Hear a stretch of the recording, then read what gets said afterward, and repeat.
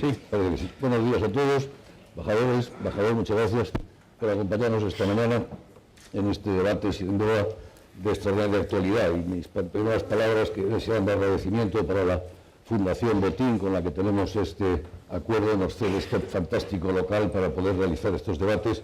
Yo creo que este es el número 4, el número 5 de los varios que hemos realizado. Por cierto, uno de ellos, que fue muy bueno, con el director de Chatham House, Robert Mueller, fue exactamente sobre el Brexit, de modo que volvemos otra vez, ¿no? También trabajamos sobre el Brexit en el Consejo Científico y, de hecho, en el propio patronato del Real Instituto que tuvimos hace pocas semanas en presencia de Su Majestad el Rey, ¿no? Dicen que los chinos dicen que los dioses nos libren de vivir tiempos interesantes. Pues bien, estamos viviendo tiempos interesantes y creo que tienen toda la razón, ¿no? Yo terminaba la reunión del patronato del Instituto Elcano comentando que los españoles, los europeos y los ciudadanos del mundo teníamos 3 citas históricas en las próximas semanas. Una era la del 23, la siguiente era la del 26 y la tercera es en noviembre en Estados Unidos, ¿no? Las 3 se presentaban complicadas. De momento vamos 1 a 1. Al parecer los flemáticos y pragmáticos británicos han votado con el corazón, mientras que los apasionados e impulsivos españoles parece que hemos votado con bastante sentido común y prudencia. Vamos a ver los norteamericanos en las elecciones de noviembre cómo votan, si votan como apasionados británicos o votan como flemáticos y pragmáticos españoles. Esperemos que tengamos suerte. En todo caso, el 23 los británicos votaron lo que votaron, por muy poco. Esto plantea muchas cuestiones inmediatas. La primera es cómo están fallando los institutos demoscópicos en todas partes. Como catedrático de Sociología creo que nos lo tenemos que hacer mirar. Plantea también unas preguntas muy relevantes sobre el sentido de los referéndums y hasta qué punto los referéndums tienen sentido, cuál es el marco, cómo hay que garantizarlos. Pero, en fin, más al margen de todas estas cuestiones, sin duda alguna menores, la decisión de la ciudadanía británica es un game changer, cambia las cosas, casi ha abierto una especie de agujero negro, de sumidero, por el que parece que se nos están colando muchísimas cosas. Permítanme que comente algunas de ellas a modo de presentación, antes de pasar a dar la palabra a las personalidades que nos acompañan, y quiero darles las gracias a todos ellos. Muchas gracias, Ana, muchas gracias a Josep Piqué, muchas gracias a Claudio Aranzadi, a Charles de Ignacio Molina. No tengo que darles las gracias porque son de la casa y, por lo tanto, forman, como en mi caso, forma parte de nuestra obligación, ¿no? Como decía, el Brexit es una especie de agujero negro que ha abierto todo tipo de problemas, al menos desde luego de un modo marcado en el Reino Unido, luego en la Unión Europea, luego en las regiones atlánticas y finalmente también para el caso de España, porque nos afecta directamente en una medida muy importante.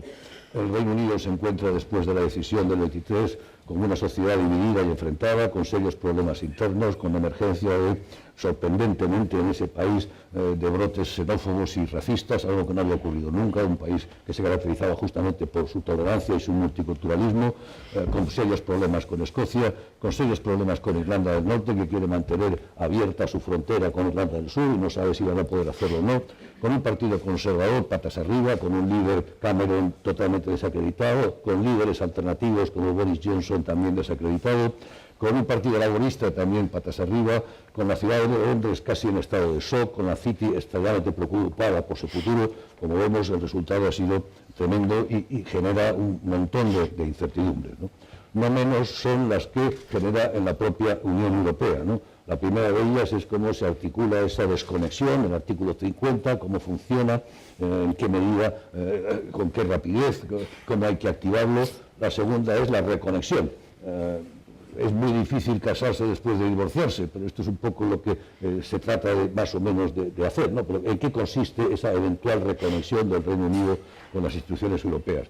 En todo caso, Europa pierde un gran país, un país con una gran economía, con una gran historia, con una gran diplomacia, con un gran ejército, un país importantísimo sin duda alguna, que genera 3 riesgos al menos. El primero, desde luego, es el riesgo de contagio. El riesgo de contagio en otros países los tenemos ahí prácticamente sobre la mesa: el Frexit, el Nexit, el Auxit, el Itaxit. Tenemos todo tipo de exits planteados en este momento.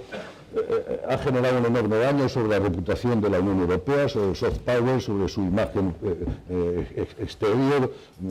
Ayer el ministro chileno decía, no, la Alianza del Atlántico de América Latina es el modelo mucho mejor que el modelo europeo. Esto hubiera sido impensable hace 10 años, pero en este momento es lo que se piensa en algunos sitios. Por lo tanto, la reputación de Europa ha sufrido un varapalo serio. Genera un desequilibrio interno en la gestión de la Unión Europea. Francia y Alemania pueden ser un tándem viable o no lo son. ¿En qué medida eso está equilibrado, ¿no? Como decía, tiene efectos sobre las relaciones transatlánticas.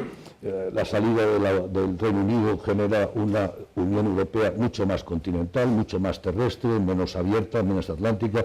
¿Qué va a pasar con el TTIP, con el famoso acuerdo? ¿Cómo puede quedarse el Reino Unido al margen del TTIP?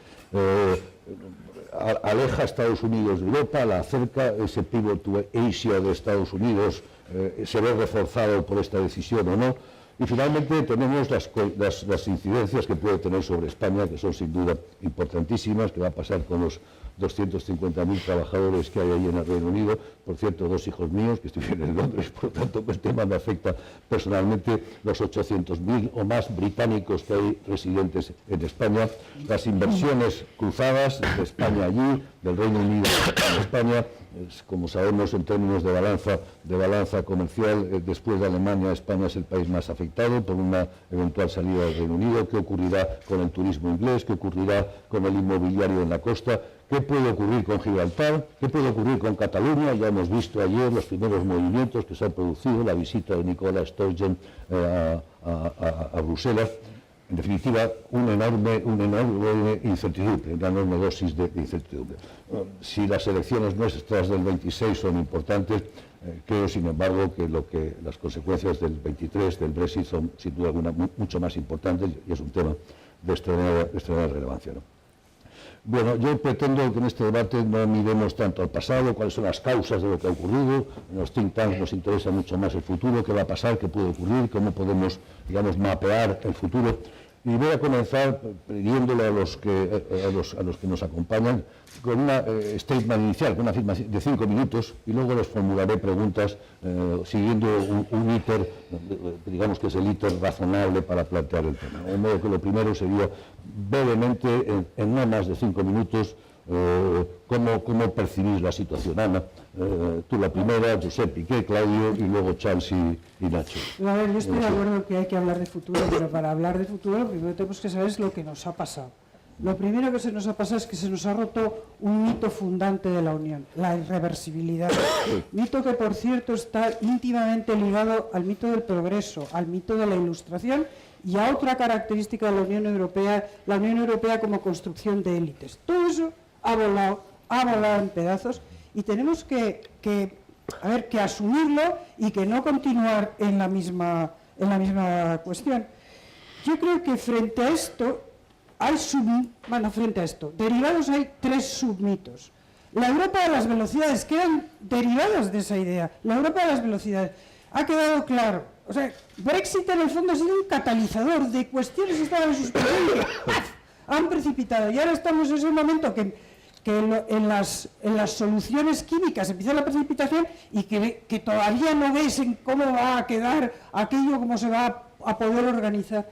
Y yo creo que en la Europa de las diferentes velocidades se acabó, porque para que cuenten las velocidades hay que ir en la misma dirección o en el mismo sentido, y eso no es así.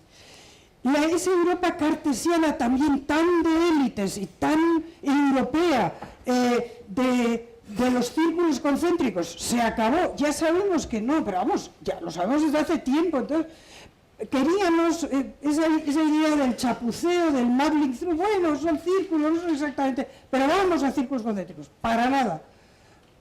Hacia aquí vamos, y ahí ya empiezo con las cosas de futuro. Vamos a un núcleo, y eso está clarísimo ya, con unas relaciones radiales diferentes, no digo que con cada Estado miembro, pero con grupos de Estado miembro que también incluyen Estados miembros y no Estados miembros. O sea, las relaciones con Noruega, de las que tanto se habla, no son las de Suiza, que está, por ejemplo, en Schengen.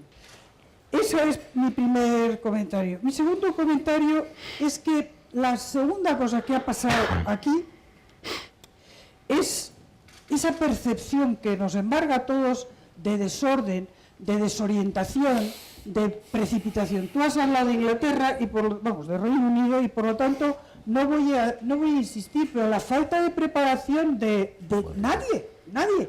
Yo, anecdóticamente, en Bruselas, cuando durante meses yo hablaba con los funcionarios de Bruselas, había esa sensación de exorcizar una cosa. Y uno me acuerdo que me dijo, mira Ana, no te empeñes. Aquí la única conversación que yo he escuchado sobre el Brexit es algún británico en tono más o menos, en fin, de humor británico, que habían ido a enterarse a la común que hacía falta para naturalizarse belga. Y eso es así.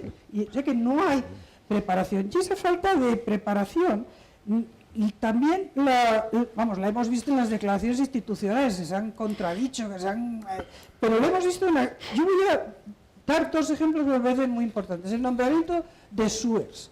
El nombramiento de Suez, bueno, yo le conozco muy bien, pero siempre lo pronuncio mal.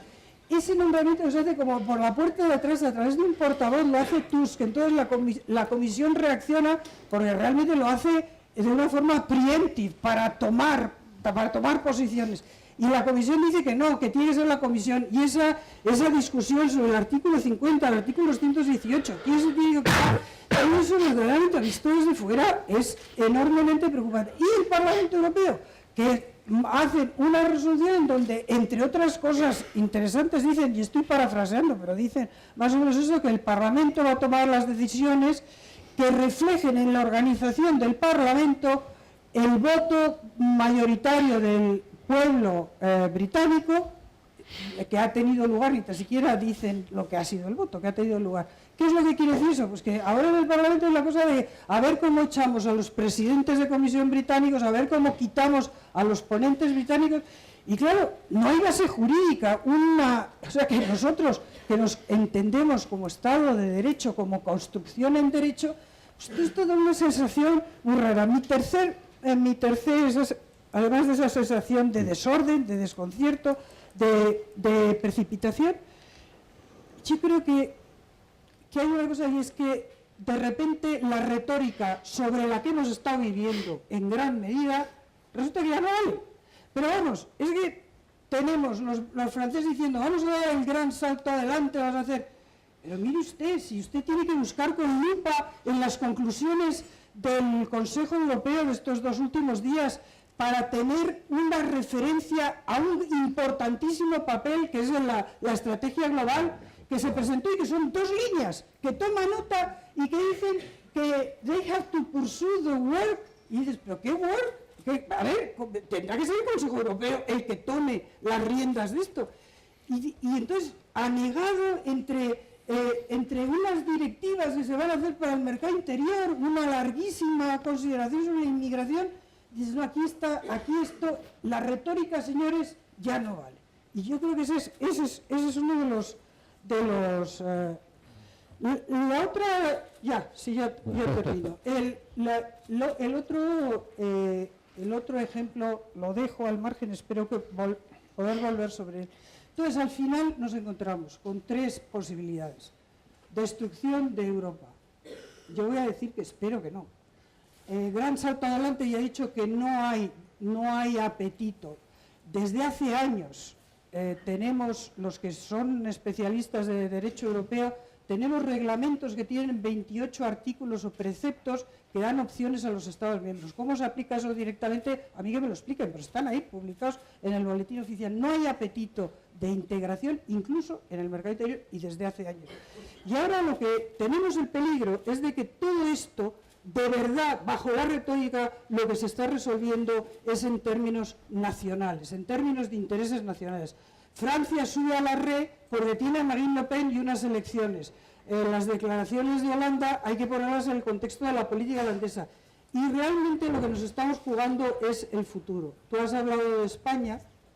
El futuro para nosotros es que ese núcleo, que yo creo que es lo que no va a ser un salto adelante, no va a ser la destrucción, yo creo que va a salir un núcleo de cabeza, que ese núcleo se construya en torno al euro. Porque lo que no está claro es que no se construya en torno a los países acreedores del euro. O sea, Alemania con Francia, En fin, diría yo que con Francia como necesidad intelectual, por no utilizar una imagen que incluye la hoja y la parra, por no utilizar esa imagen. Para España son unos momentos cruciales y mi último mensaje es que para eso necesitamos un gobierno. Gracias. Antes de dar la palabra a su Piqué, quería precisar para la gente que esté en la audiencia, que no es experta en estas cuestiones, que Ana Palacio estaba aludiendo a la nueva estrategia global de seguridad que acaba de aprobar, que acaba de presentar Federica Mogherini, para dar un salto adelante, para dar un salto adelante en la política de seguridad y defensa, de la cual pues ha pasado prácticamente desapercibida. Por cierto, también, excelente papel, excelente. En el que el Elcano ha colaborado desde el primer momento, que quede claro, porque la primer borrador lo hicimos nosotros en relación con otros 3 think tanks europeos. Pero claro, es paradójico que al mismo tiempo que tenemos todo el problema del Brexit, por otra parte se presente un documento que viene a sustituir a la estrategia del 2003 que redactó Javier Solana, la excelente estrategia de seguridad europea, que ha estado vigente con alguna revisión, pero ha estado vigente hasta ahora, ¿no? Y que efectivamente el problema es que ha pasado pues, por completo desapercibido. Josep. Muchas gracias. Primero una advertencia que trasladé ya a nuestro querido presidente, y es que yo a las 2 menos cuarto, si todavía estamos debatiendo, me tendré que ir, que nadie me interprete como que me marcho enojado por algunas de las cosas que dicen mis compañeros, ¿no? Por eso lo advierto por anticipado. No, vamos a ver, unos cuantos comentarios muy breves para después situar probablemente algunas coordenadas en el coloquio posterior. A mí me sorprende, y sé además que Emilio está muy interesado en eso, me sorprende que en unos momentos en los que todavía estamos bajo estado de shock y que no sabemos cuándo se va a producir la desconexión y de qué manera, pues mucha gente empieza a hablar ya de la reconexión, ¿no?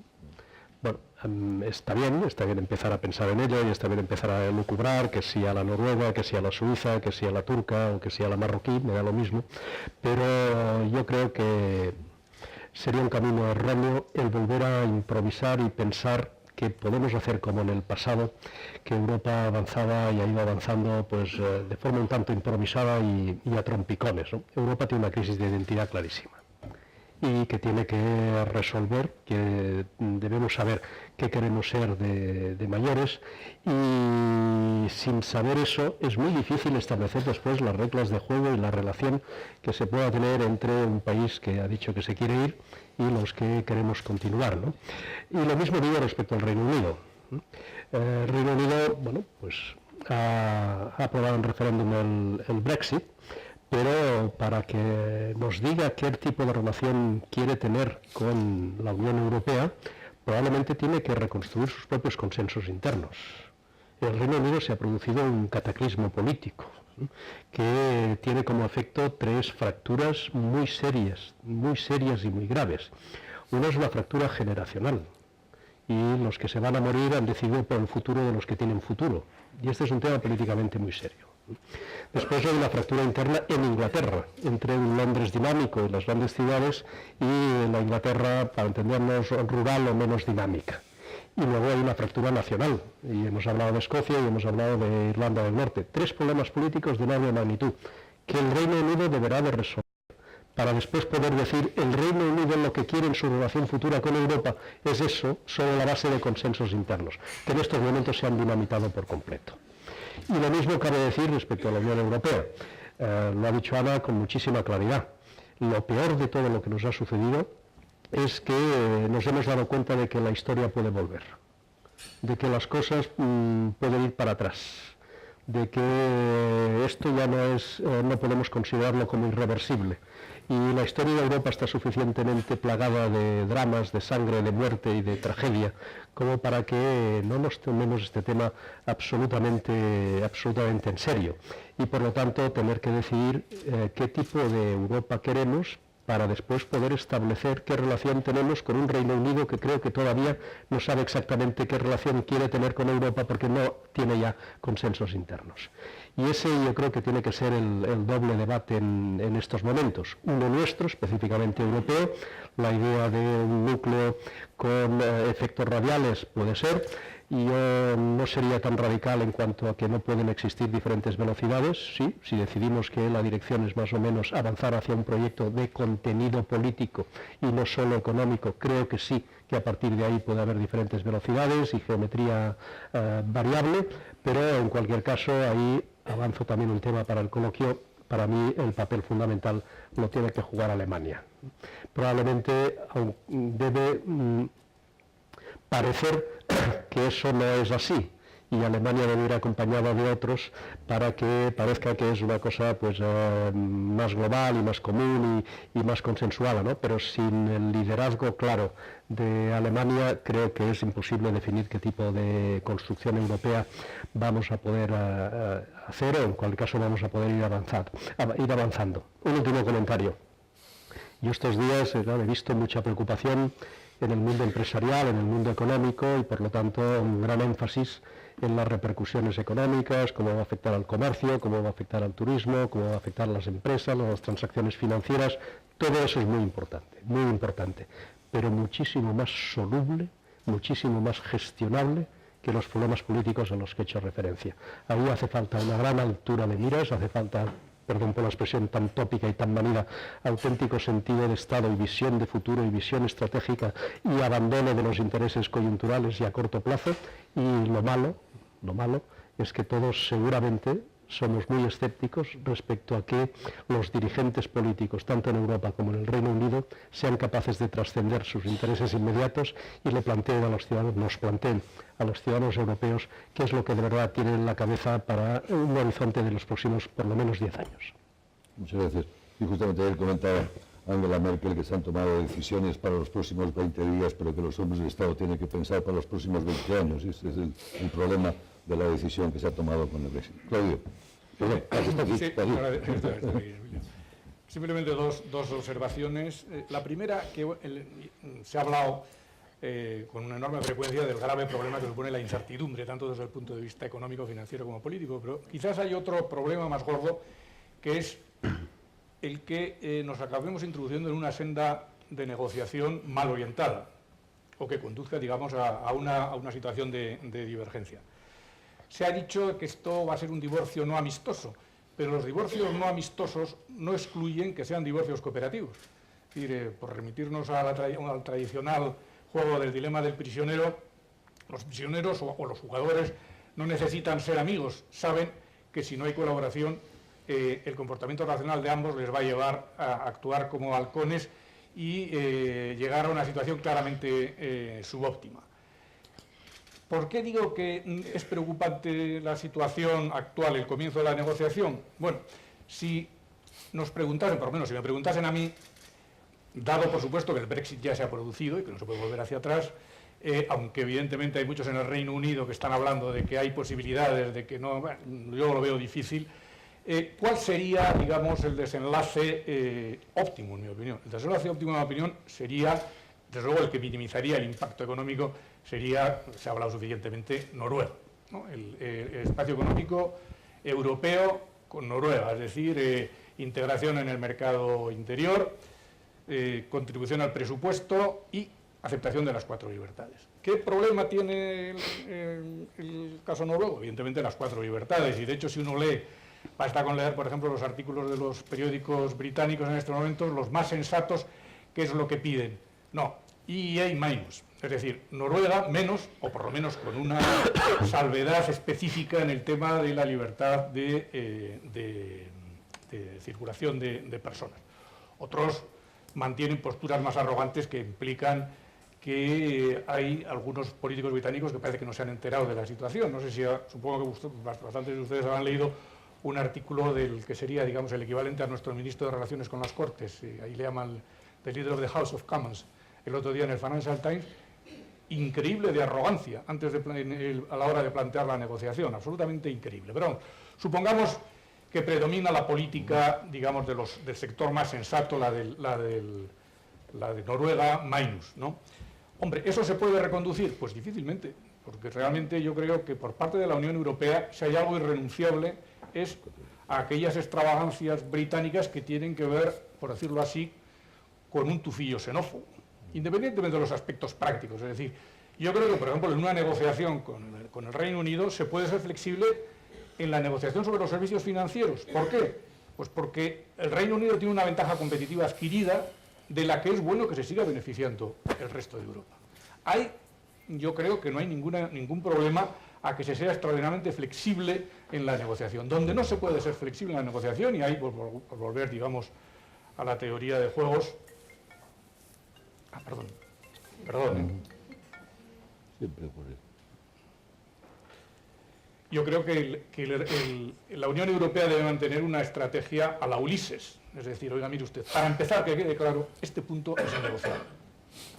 Si usted considera que este punto, que es innegociable, la libertad de circulación de personas en Europa, hace imposible la negociación, bueno, pues ¿qué le vamos a hacer? Porque es una posibilidad de salida con ruptura definitiva. Pero, en mi opinión, eso por parte europeo, y tal, incluso como señal interior, es decir, no se puede en la situación actual, y menos después de los casos que está habiendo, digamos, en el Reino Unido de xenofobia, en mi opinión, no se puede transigir, y eso debe dejarlo a la Unión Europea claro desde el principio, con el tema de la libertad de circulación.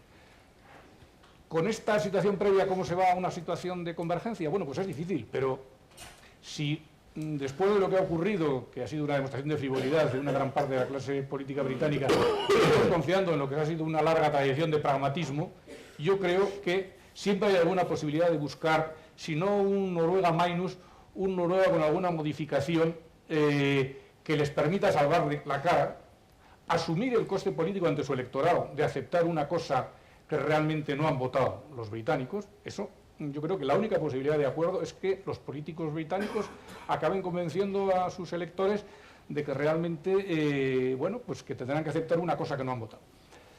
Eso en cuanto a, digamos, a la situación del proceso negociador. En relación, la segunda observación es qué cuestiones debe poner en marcha la Unión Europea desde el punto de vista interno para minimizar, por decirlo así, también los costes. Bueno, la primera, yo estoy más de acuerdo con Pep que con Ana. Yo creo que sí es necesario plantear, aunque sea a medio plazo, un diseño de Europa a dos velocidades. La prueba la hemos visto con el Reino Unido. El Reino Unido, de hecho, si uno piensa su filosofía de la Unión Europea, lo que le corresponde es una situación como la de Noruega. Si hubiesen podido tener una situación de esas características en la Unión Europea, renunciando evidentemente de ellos a una serie de privilegios, hubiésemos estado mejor. Entonces yo creo que es inevitable una Europa a dos velocidades. A corto plazo, a la base, digamos, de la utilización de las cooperaciones reforzadas, sin que eso implique cambio de los tratados y menos referéndum, porque uno cuando ve los dos partidos que deben liderar, digamos, el avance hacia una situación de mayor unión en la Unión Europea, y ve en Francia que Juppé está proponiendo la posibilidad de hacer un referéndum, que Sarkozy pide una reforma de los tratados, que no sé, hombre, realmente, y que luego tienen el primer partido, que es el de Marine Le Pen, que es euroescéptico, realmente uno piensa que más vale plantear este proceso de dos velocidades de una manera más realista, sobre todo a través de la solución de lo que son las dos cooperaciones reforzadas más importantes, que son Schengen y sobre todo el euro. Es decir, a corto plazo, lo mejor que puede hacer Europa es dar una solución a la crisis del euro. La gente en estos momentos en Europa tiene que sentir que, al menos desde el punto de vista económico, el euro sirve para algo y que está contribuyendo a la salida en la recesión. Luego ya discutiremos del tema, me imagino, en la segunda parte.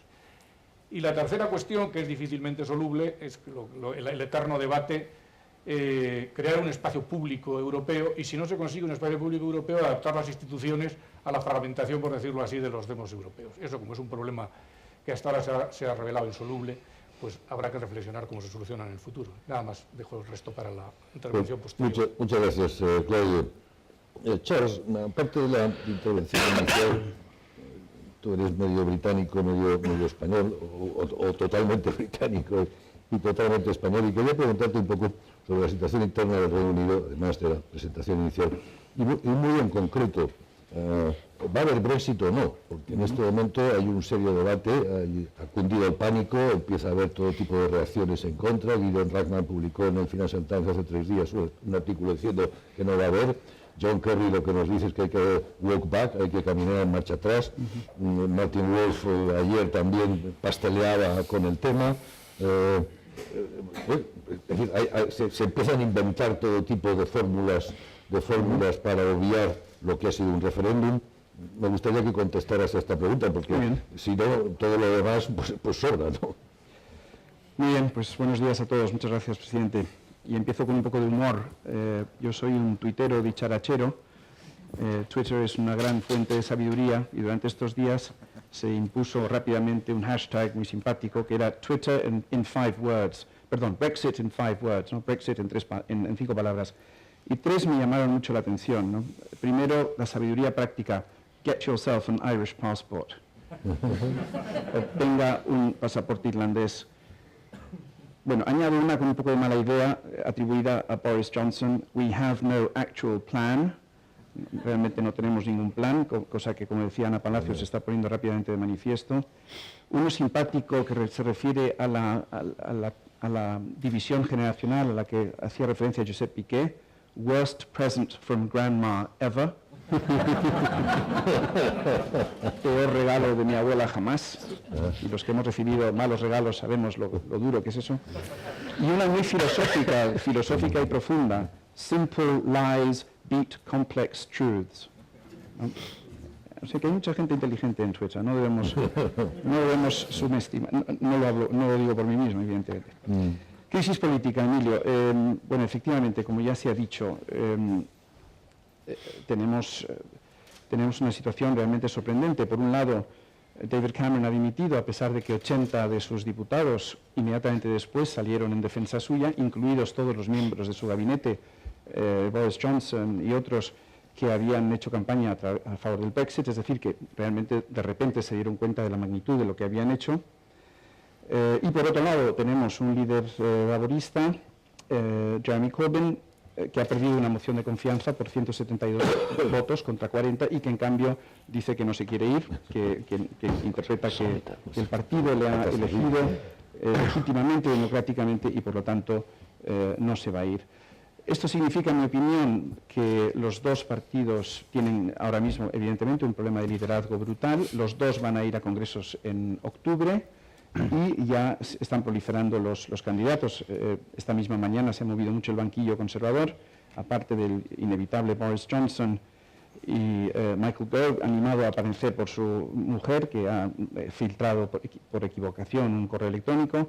Probablemente la candidata más potente sea la ministra de Interior, Theresa May, pero también se van a presentar Stephen Crabb, que se presenta, me ha hecho incluso un poco de gracia, nostalgia, ¿no? Que se presenta como un One Nation Conservative, cuando ya no hay One Nation a estas alturas de la vida, es un poco curioso. Liam Fox, Andrea Leadsom, en fin, se está animando la cuestión. Y también ya hay una candidata que se va a enfrentar a Corbyn, Angela Eagle, una de los miembros de su Shadow Cabinet, que dimitió la semana pasada.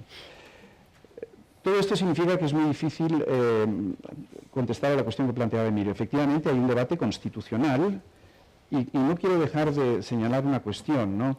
Como todos ustedes saben, los Brexiters apoyaban siempre la idea de la supremacía del Parlamento británico, ¿no? The Queen and Parliament, siempre por encima de cualquier otra cosa, por supuesto por encima de las leyes que se elaboran y aprueban en Bruselas, a nuestras espaldas, etcétera. En fin, la retórica es muy conocida. Y sin embargo, ningún líder conservador tiene prisa por consultar al Parlamento, que es probablemente, es algo que evidentemente tendrá que ocurrir.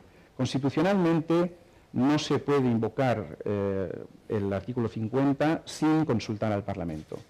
Y en algún momento el Parlamento va a tener que derogar el European Communities Act de 1972, mediante la cual el Reino Unido ingresó en las comunidades europeas.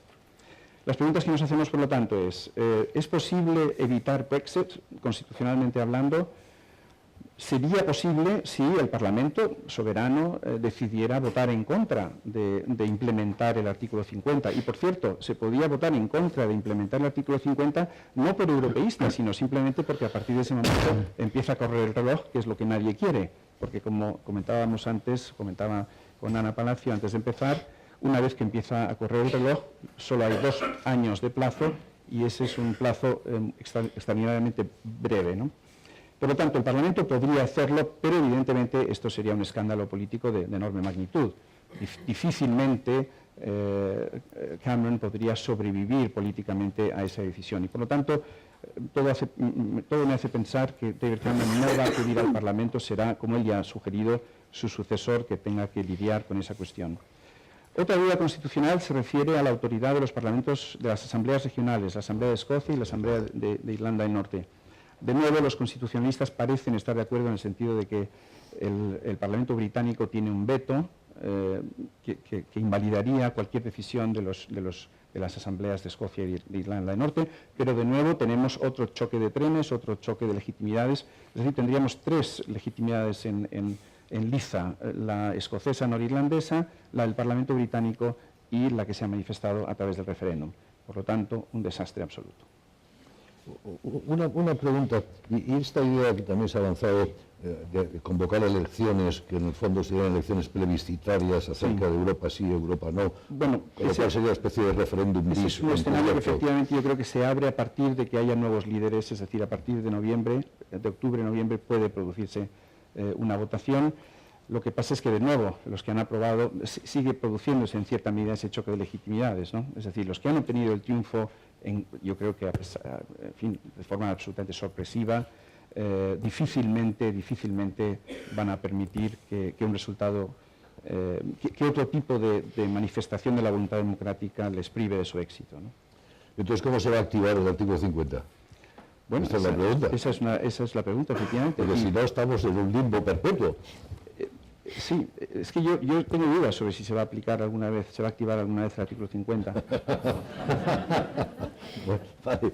Ana, ¿nos puedes comentar algo sobre esto? Tú el artículo 50 lo conoces bien.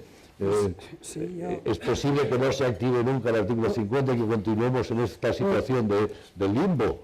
Un primer comentario que creo que aclarar. Aquí para activar la investidura necesitamos que alguien decida de la investidura, si no podríamos estar años y años.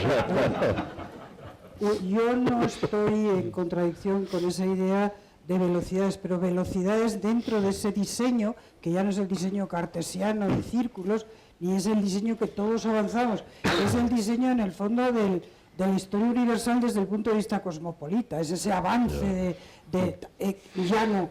Lo que habrá es un núcleo abierto al que se podrá acceder y luego unas especies de ameba, o sea que será una ameba que tendrá distintos terminales con distintas modalidades y los Estados miembros dentro. A ver, artículo 50. Sí, artículo 50. Vamos a ver, previo. Los viejos juristas del gran momento del derecho, que es el momento del 19 al 20, decían que la ley lo puede todo menos cambiar un hombre en mujer. Bueno, hasta la ley hasta puede eso. Yo creo que se puede. Yo creo que esa idea sería la idea sensata, la que planteaba Claudia Aranzadi. Y evidentemente lo que se concedió a Cameron para evitar el Brexit iba en esa dirección. Y eso se puede. Y yo creo que cuando se calmen los ánimos se buscará una solución. Segunda consideración. Yo creo que Reino Unido no está planteando la declaración para que no corra el tiempo, pero que sí se podrá llevar en paralelo, una vez que las cosas se calmen y esté preparado, el artículo 50 y el artículo 218, que es el que diseñe, y iremos, no sé cómo lo llamaremos, pero es que es lo único que tiene sentido común, es lo que decía Claudia Aranzadi. El artículo 50. El artículo 50 tiene una historia, si me dejas la cuento, pero claro, yo formé parte del presidium de la malhadada Constitución Europea y soy madre de ese, madre, no la única, pero en fin, que fuimos varios de ese artículo. Ese artículo se plantea por Haider en un primer momento. ¿Qué pasa si en Europa hay unos gobiernos que merecen una censura?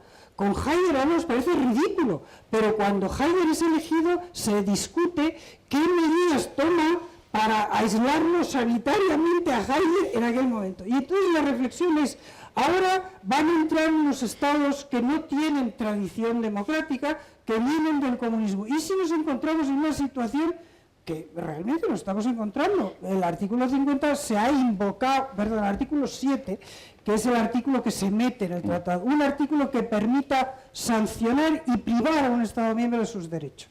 Pero entonces la reflexión es, bueno, si tú privas a un Estado miembro de sus derechos, no puedes dejar que la salida se la rija el tratado de Viena sobre tratados, porque tú siempre puedes denunciar un tratado y puedes salir, pero no tenía sentido. Entonces hay que meter un artículo que en fin, que establezca, que establezca como, digamos, como el contrapeso.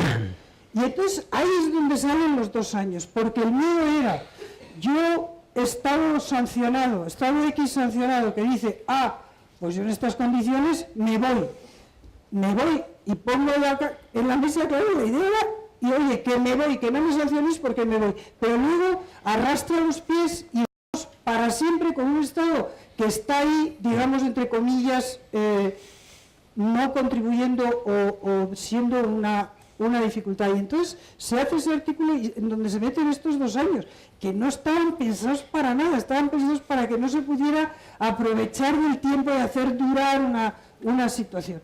Esa es la historia del artículo 50. Se puede aplicar el artículo 50 y en paralelo, si las cosas están preparadas, en paralelo al artículo 218. Yo estos días en Bruselas lo que me ha sorprendido es ver que no se estaba haciendo eso, o por lo menos no aparentemente, que la Comisión se estaba peleando con el Consejo sobre quién iba a dirigir las negociaciones y cómo se iba a dirigir, y mire usted que no es eso, que aquí, y tampoco se entiende que esto no fuera una decisión de los 27 jefes de Estado y de Gobierno, el nombrar la gestión de esta salida y de esta negociación. Yo de todas maneras quiero pensar que Reino Unido va a activar, yo no estoy con Rackman, yo creo que es muy difícil, y cuando hablo con los amigos ingleses es muy difícil. El Parlamento británico tiene, vamos, ya sí nos puede sorprender, estamos todo lo inesperado, es lo único que se puede esperar, pero yo lo veo muy difícil. Yo creo que se activará, pero se activará de una manera en que se haga prácticamente en simultáneo, o sea que el Reino Unido pase de la situación de Estado miembro a la situación que yo creo que irá por una situación a la Noruega. Una última cosa, hablando en Noruega, estaba almorzando con un altísimo y significadísimo miembro del gobierno y me dice, dame una razón antes del Brexit, porque yo tenía que ir a uno de estos coloquios en Londres. Dame una razón que sea perfectamente comprensible por qué Noruega no es una buena solución. Por supuesto, una razón que de nuevo es razón de las élites, no es razón, el pueblo noruego decidió que no. Y me dice, pues mire, una muy clara, las sanciones a Rusia. En las sanciones a Rusia tú tienes gas y petróleo.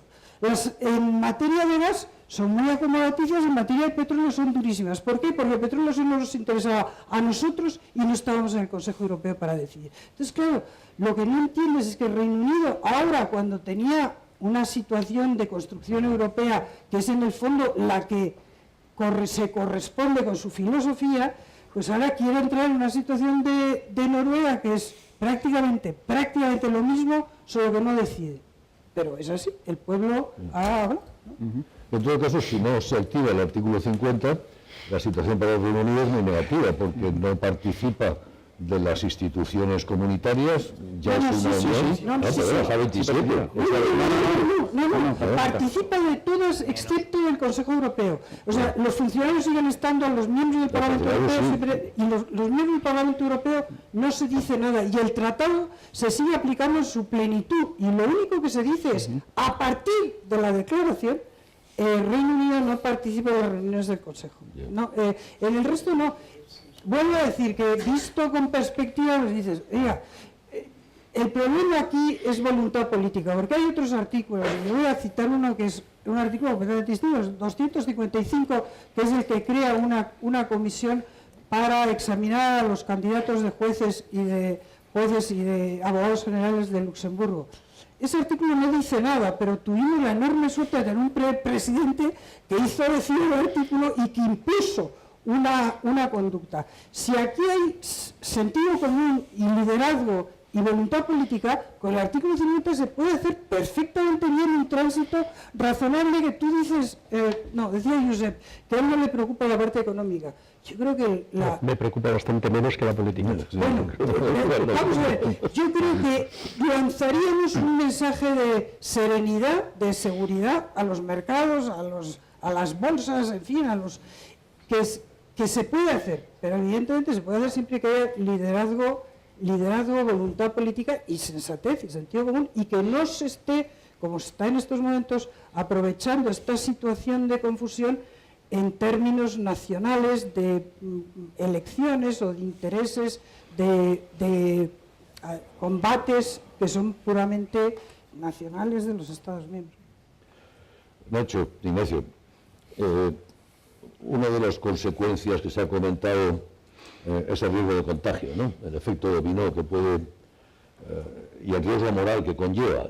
Si el Reino Unido puede salir o entrar según le convenga y eso no tiene consecuencias negativas, pues evidentemente hay muchos otros países que se pueden poner en la cola, y desde luego hay peticiones en Francia, lo hay en Holanda, lo hay en Austria, lo tenemos recientemente también en Italia.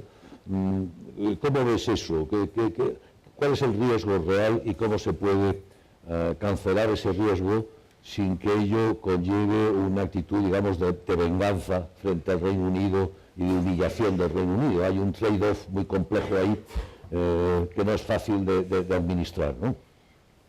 Muchas gracias, presidente. Bueno, la verdad que las certezas que teníamos sobre qué iba a ocurrir después del voto del Brexit, si finalmente salía la opción del Leave y si finalmente se activa el artículo 50, claro, porque si no, y es verdad que esa hipótesis se está manejando, pero bueno, asumiendo que la imprevisibilidad no será tan absoluta y que en otoño se activará y comenzará la negociación, hay que señalar algunas cosas interesantes. Había una certeza muy clara, que es que económicamente todo eso íbamos a sufrir. La integración europea es un proceso de suma positiva y por tanto una desintegración, aunque sea parcial, es una suma negativa. No hay quien gane y quien pierde.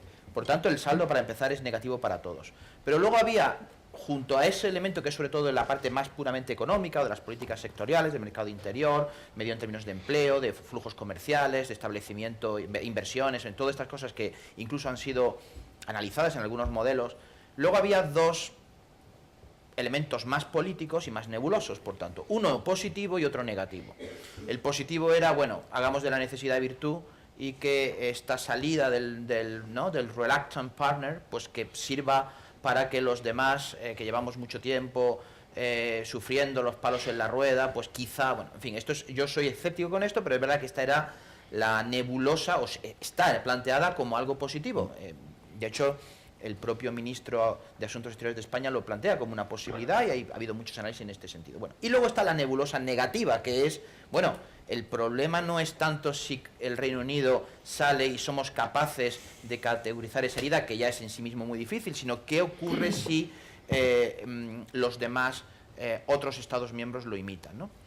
Bueno, yo aquí llevamos muchos meses en el Instituto Elcano, con muchos análisis, hablando de lo negativo que sería el Brexit, de lo central que es el Reino Unido para la integración europea, un Estado líder en poder blando, en poder duro, económicamente, todas las cosas que hemos alabado tanto al Reino Unido, y ahora me van a permitir que diga, sí, todo eso es así, pero a dar una interpretación un poquito menos catastrofista, al fin y al cabo el Reino Unido no es absolutamente central, pese a todo, al proceso de integración, pese a todo. Central en el sentido de que no es un fundamento, no es un fundamento en el sentido incluso literal, no fundó la integración, es un grandísimo Estado miembro periférico, entiéndaseme esto, además hablando desde España, que no tiene ningún sentido peyorativo lo de periférico, porque nosotros también lo somos, pero menos en cuanto al proceso de integración por voluntad política propia, y que por tanto, no sé si es un poco provocador, pero a mí sinceramente me hubiera parecido más grave para el proceso de integración europea que 2 días antes el Tribunal Constitucional Federal Alemán de Karlsruhe hubiera dicho, por ejemplo, que el programa de compra de deuda era inconstitucional para Alemania. Eso, o un Grexit el año pasado, un Grexit traumático, yo sinceramente lo considero sistémicamente peor, o que el sistema de Schengen, si no se resuelve pronto la crisis de refugiados, o haya un mini Schengen donde haya países que quedan excluidos por falta de confianza, y entre ellos a lo mejor incluso España, eso a mí me parece más grave. Por eso digo que, bueno, que es un primer elemento, no sé si en contra de la corriente dominante, ¿no? El Reino Unido es importantísimo, pero en fin, no es absolutamente necesario para la próxima integración. Otra cosa distinta sería si estuviésemos hablando de Francia o Alemania, por supuesto. Luego hay otra cosa. Ayer, en nuestra Twitter particular de los investigadores de Elcano, yo comentaba una metáfora que es muy brutal, y pido perdón por ella, pero que como es muy efectiva, la señalo, que tiene que ver con la lapidación, ¿no? La lapidación, para que una lapidación, entre comillas, se lleve a cabo, tenga éxito, es más importante probablemente no quien tira la primera piedra, sino quien tira la segunda piedra. Y en este momento, una cosa positiva de lo que ha ocurrido del jueves para acá, es muy poco tiempo todavía, es que ha habido un Estado miembro que ha tirado una piedra, pero la reacción ha sido la de los demás Estados miembros: ¿por qué has tirado la piedra?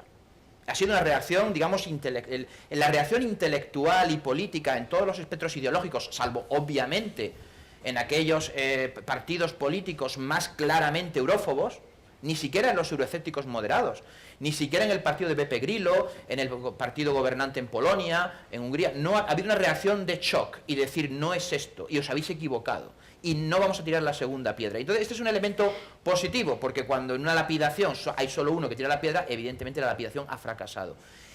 Ahora, estamos en el corto plazo, y depende mucho de qué va a pasar de aquí a que haya un acuerdo definitivo.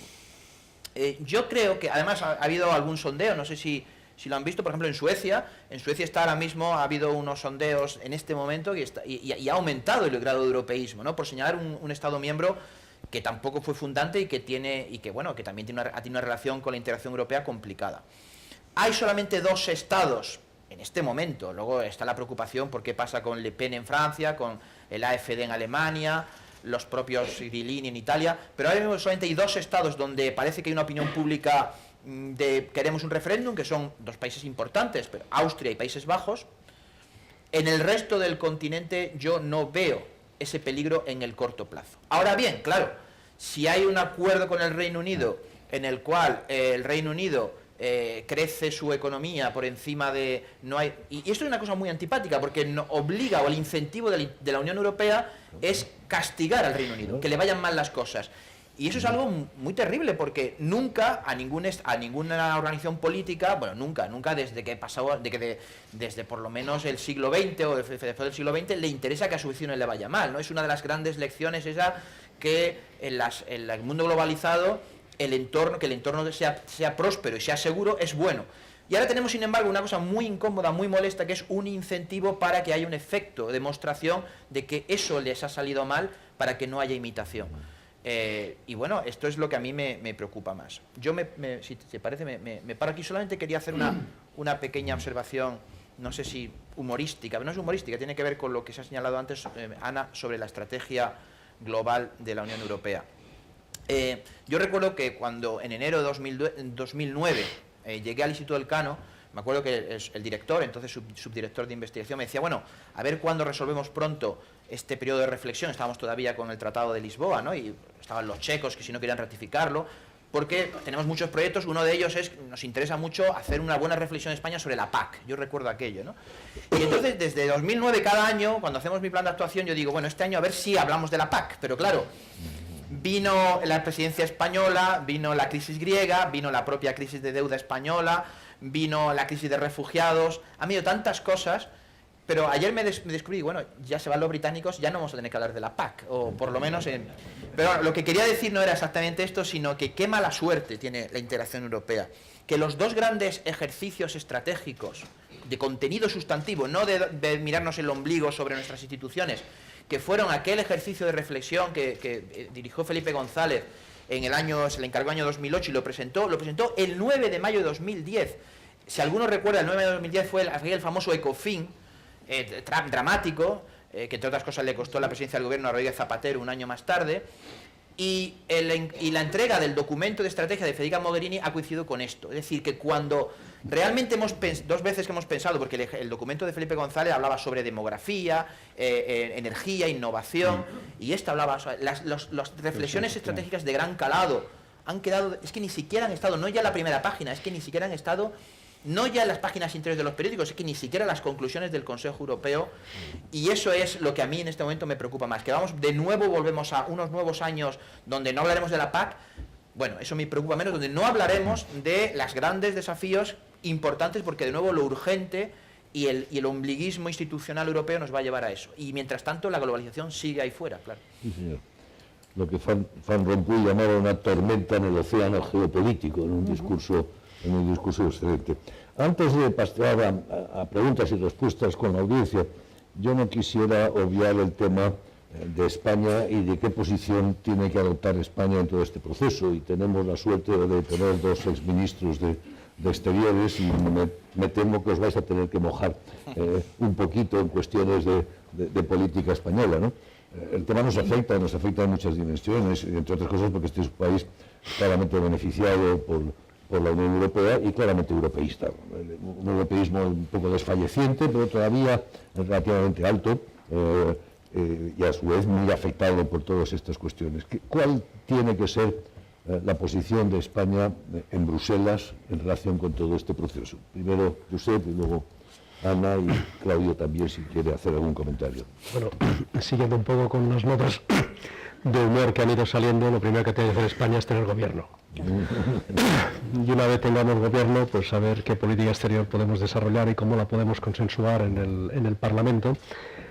Si hay gobierno, y Dios lo quiera, inevitablemente, si no queremos que sea un gobierno enormemente débil, que haya superado solo la investidura, pero que después sea incapaz de hacer las cosas que hay que hacer, pues tendrá que desarrollar consensos con el Partido Socialista y eventualmente también con Ciudadanos, y entre esos consensos tiene que estar necesariamente la política europea. No me parece difícil que eso se pueda producir. Estamos hablando de tres fuerzas políticas claramente europeístas, dos de ellas históricamente comprometidas con el proceso de construcción europeo, y el tercero, más nuevo, pero que ha mostrado siempre mucha claridad de ideas respecto a este punto. No en todos los demás, pero respecto a este punto sí. Y a partir de ahí, bueno, de forma un tanto provocadora, ¿no? Yo creo que lo que tiene que hacer el gobierno español es estar en todos los refuerzos posibles de las cooperaciones reforzadas que ya existen o que se puedan plantear, y mostrar esa voluntad política. Y por lo tanto, dicho en términos muy prácticos, decirle a los alemanes y a los franceses, pero sobre todo a los alemanes, que estamos dispuestos a hacer eso y a seguir por ese camino, ¿no? No estoy planteando una posición estrictamente seguidista. Hay una frase que se le atribuye a Paco Ordóñez, que creo que es veraz, que cuando le preguntaron, eran otros años y otras épocas, ¿no? Le preguntaron cuál era nuestra política europea, Paco Ordóñez contestaba aquello de, está clarísimo, hablar los quintos. Que era decir, primero escuchamos a los cuatro grandes, nos situamos y después a continuación nosotros nos sumamos, ¿no? Ahora ya no seríamos los quintos, en cualquier caso seríamos los cuartos, ¿no? Pero podemos hablar los segundos, los terceros o los cuartos, ¿no? Pero yo desde luego hablaría en esa dirección. Los que creemos somos profundamente europeístas y creemos que Europa tiene que ser necesariamente un proyecto de contenido político que implica renuncia de soberanía, pues ahora es el momento. Y como se dice en mal francés, ¿no? De l'opportunité de la calamité, ¿no? Pues ya que hemos tenido una calamidad, igual es un momento también para plantear cosas un poco más ambiciosas. Ahí se puede también caricaturizar, ¿no? Dicen, oh, oye, qué bien nos ha venido esto del Brexit porque Gibraltar va a ser español y... No se quieren hacer escoceses, como sabes. Sí, efectivamente. Y además, oye, qué bien porque todo esto ha sido tan shocking que vamos a mutualizar la deuda, ¿no? Claro, las cosas no son así ni de fáciles ni de automáticas, pero yo creo que ahora es el momento de dar un paso adelante y de hacerlo no solo desde el gobierno, sino con un amplísimo consenso parlamentario. Una pregunta, Néstor, también para Ana y para Claudio. Como sabes, la estrategia de política exterior que aprobó este gobierno incluye, y esto es exótico en cierto modo, pero yo lo he apoyado y en el CAN lo apoyamos, la idea de avanzar hacia una federación política e incluye la mención a los Estados Unidos de Europa. Es algo muy fuerte y muy rotundo, ¿no? ¿Estarías de acuerdo con eso? Yo personalmente sí, sé que a lo mejor Para que avancen los conceptos hay que cuidar los términos. Y si una determinada terminología te puede generar anticuerpos, pues la política muchas veces consiste en dar algún que otro rodeo para llegar al objetivo final, ¿no? Pero si se me hace la pregunta personalmente y directamente, mi respuesta es clarísima. Ese tiene que ser el horizonte, los Estados Unidos de Europa. Muchas gracias. Ana. Vamos a ver, yo he terminado mi primera intervención diciendo que sobre todo España necesitamos un gobierno, o sea que no puedo sino suscribir, digamos, lo que he dicho, o sea que es así. Por decir algo que complemente lo que ha dicho ya Josep y que con lo que estoy absolutamente de acuerdo. Dos ideas. La primera es que, contrariamente a esa idea de hablar los quintos, España ha estado en primera fila y ha tenido iniciativas que luego han cuajado y que se han llevado a cabo. Y para eso, indudablemente necesitamos tener un consenso. No puede ser una política de un partido, aunque esté en el gobierno. Tiene que ser un gran consenso en España. Pero hay grandes ideas empezando por la ciudadanía europea, siguiendo por la agenda de Tampere. La agenda de Tampere es de iniciativa española. Es así, o sea que grandes ideas de la Unión Europea se gestan en España. Yo creo que nos tenemos que poner a pensar, sobre todo porque ahora es que... La agenda de Lisboa también, Ana. También, pero es que hay los fondos sociales, hay cantidad de cuestiones de primerísimo nivel, de gran interés, que han sido iniciativa de España. Yo creo que además ahora se dan las circunstancias de que hay una enorme confusión, o sea que esto lo hemos hecho en tiempos de navegación, con velocidad y en tiempo apacible. Ahora, en estos momentos en donde vemos que lo que reina es la confusión, que lo que no hay es iniciativas, que lo que se están es peleando las instituciones a ver quién pone al responsable, pero que ahí no hay un debate de ideas, yo creo que es importante sentarse a pensar y pensar en distintos campos. A ver, pues igual en la PAC, mira, no está mal. Las conclusiones del Consejo Europeo tienen, para mi sorpresa, un gran apartado sobre agricultura, que me quedé bastante sorprendido, porque como se dice en Cheli, con la que está cayendo, pues, francamente, bueno, pues tiene, si son 2 líneas para la estrategia de seguridad, yo creo que hay como 15 líneas de política agrícola. Política agrícola con esos repackaging que ahora hacemos en las de la economía circular y todas estas cosas. Segunda idea. Yo creo que tenemos que tener muy claro, por supuesto estoy en las cooperaciones reforzadas, todo lo que se puede hacer, incluso en materia de defensa, en materia, todo eso. Pero tenemos que tener muy claro que aquí lo que va a ser el punto de inflexión es el euro, es la zona euro. Entonces tenemos que saber que ahí tenemos que tener y que tenemos que saber, no se puede mutualizar la deuda como tú decías y pretender luego hacer los presupuestos que te dé la gana. O sea que tenemos que ser consecuentes y eso necesita una gran política de consenso. Pero vuelvo a decir que nada paga más en Europa para todos, y hay muchos en esta sala que conocen Bruselas espléndidamente bien, que el tener iniciativas generales que no esconden un interés particular, que son iniciativas para el proyecto, en las que además se pueden poner medallas mucha gente y que luego va a ser una obra común, eso siempre paga.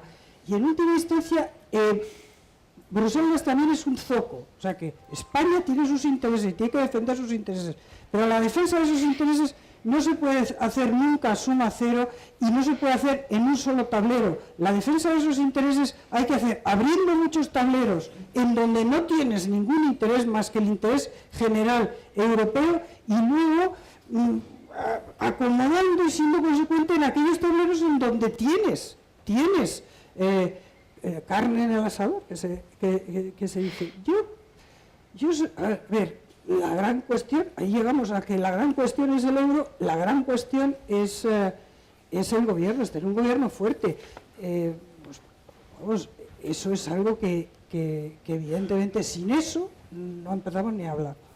Bueno, la gran cuestión es el euro, ¿no? Efectivamente, yo quería, porque la reacción de los mercados inmediatamente tuvo mucho que ver con un miedo a que se rompiera, a que se rompa el euro, y esto puede incidir, es evidente. Podías... Yo ahí tiendo a aproximarme a la posición de Pep cuando dice que le preocupa menos el problema económico que el político. Es que el euro es un proyecto político. Exactamente, no digo que no sea un problema. Primero es un problema a corto plazo que hay que abordar.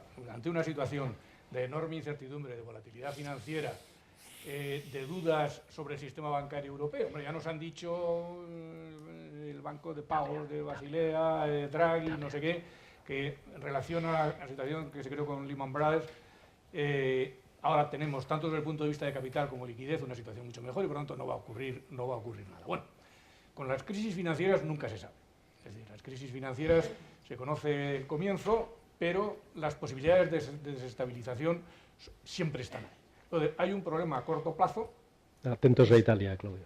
Sí. Atentos a Italia. Además eso. Sí. Hay un problema a corto plazo, efectivamente el de Italia es un caso clarísimo, pero en general no hay más que ver cómo están reaccionando en la bolsa los valores bancarios para ver que los inversores tienen enormes dudas sobre lo que los responsables, digamos, de las instituciones financieras están diciendo. No se preocupen, que digamos, la cobertura de capital es suficiente y para la liquidez aquí estoy yo que voy a hacer lo que sea necesario.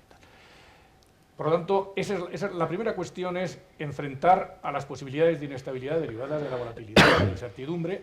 Hay algo que va a ser inevitable, sobre todo en el Reino Unido, que eso sus propios expertos lo han dicho con claridad. En el Reino Unido lo más probable es que haya una recesión. Si no una recesión, por lo menos una caída de crecimiento en relación al crecimiento previsto. Hay algunos optimistas que dicen no, porque como se está depreciando la libra, a través de la demanda exterior compensaremos la caída de la inversión que se producirá inevitablemente por el retraso de las inversiones, etc. Bueno, ayer no me acuerdo qué responsable británico de alguna institución dijo, oiga, que la caída de la libra tiene efectos sobre los precios interiores y el efecto sobre los precios interiores tiene efectos sobre la renta disponible interior en términos reales y por lo tanto va a caer el consumo. Por lo tanto, no nos libramos de un aparte, digamos, del efecto exactamente por lo tanto, eso es probablemente inevitable. Eso indirectamente repercute en el resto de Europa. También ya lo ha dicho Draghi, pero las cifras que ha dado Draghi de la repercusión en el resto de Europa son relativamente moderadas y yo creo que tiene razón. A un plazo mayor, efectivamente, volvemos a ¿cuál es nuestro reto fundamental? La principal cooperación reforzada que tenemos, que es el euro. Y realmente lo que podemos hacer hacia adentro, pues efectivamente es... Europa no ha salido de una situación de su situación de semi-estancamiento todavía. A pesar de, nosotros estamos manteniendo un crecimiento alto, Polonia también, Irán también, etcétera. Pero en conjunto seguimos todavía con una situación de fragilidad económica. ¿Qué hay que hacer en el euro? Bueno, aparte, digamos, de los planteamientos a largo plazo, digamos, de ir coordinando, unificando las políticas fiscales, de crear una unión fiscal que se asocia a la unión monetaria, de avanzar a la unión política. Yo estoy de acuerdo también con Pepe en que ese es un objetivo político que debe seguirse manteniendo, el objetivo de la unión política, aunque sea difícil, hay que mantenerlo. Ahora, a más corto plazo, se ha hablado de la mutualización de la deuda. Bueno, la mutualización de la deuda, Alemania nunca va a estar de acuerdo. Como mucho va a estar de acuerdo en la mutualización indirecta, por ejemplo, a una parte muy pequeña del Banco Europeo de Inversiones. Que, hombre, es pequeño, pero puede tener su utilidad en estos momentos movilizar en la medida de lo posible el plan Juncker a través de la financiación del Banco Europeo de Inversiones. No es muy importante, pero es significativo. Y luego, hombre, a Alemania se le puede decir, de acuerdo con la no mutualización de la deuda. Usted no tiene por qué, por decirlo así, explicarles a los ciudadanos que está corriendo con el riesgo de alguien que mantiene un cierto laxismo fiscal. Pero sí, de alguna manera, que los alemanes sean conscientes de que en Europa los planes de estabilidad y crecimiento quieren decir que el que se ha desviado fiscalmente tiene que corregirse, si se ha desviado, digamos, en el sentido laxista, pero otros deberían mantener una política expansiva. Alemania no había ninguna razón. Usted tiene que elegir entre mutualizar la deuda o, si no la mutualiza, haber mantenido, dado que estamos en una situación de deflación y que usted tiene unas cuentas, un porcentaje de deuda en relación al PIB bajo, lo lógico es que el plan de estabilización y crecimiento que le corresponde a Alemania es una política fiscal expansiva. Y eso lo puede usted hacer, no depende de nadie. Mantener una política más expansiva desde el punto de vista fiscal e incluso propiciar una política de rentas. Las políticas de rentas es una cosa de hace 30 años, ¿no? Pero bueno, en Alemania, con el papel que tienen los sindicatos en las relaciones con el gobierno, ya mire usted, lo mejor que nos podía pasar, no hay ningún peligro, digamos, inflacionista en Alemania, por lo tanto, propicie usted una política de aumento de las retribuciones privadas y una política de gasto público. Eso se puede hacer sin mutualizar nada, ¿eh? Lógicamente, la Comisión debería incluirlo como una prioridad. Oiga, yo le exijo disciplina en el gasto al que tiene una deuda del 100% o del 100% de una deuda pública, del 100% de PIB, pero a uno que tiene el 30 y tantos, o no sé cuánto tiene en estos momentos Alemania, no tengo por qué exigirle una disciplina fiscal, sino lo contrario.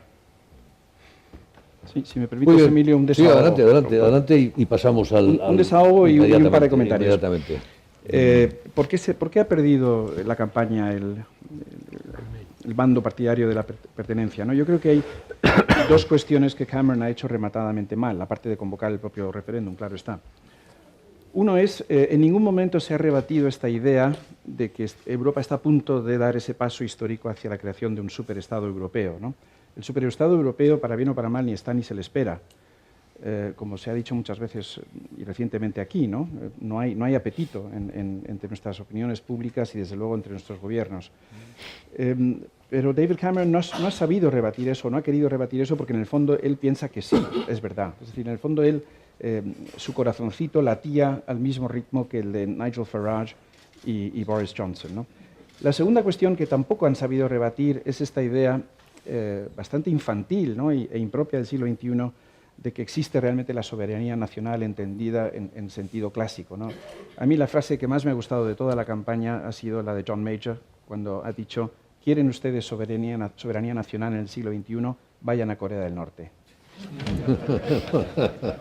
Y esto dicho por un conservador británico. Segunda cuestión, España. Siguiendo la línea que ha iniciado Ignacio Molina, hagamos de la necesidad virtud. Josep Piqué ya lo ha dicho, somos la cuarta economía europea, de repente, está muy bien. Efecto estadístico magnífico. Podemos acabar siendo la primera. Pero sigamos explorando esta idea, ¿no?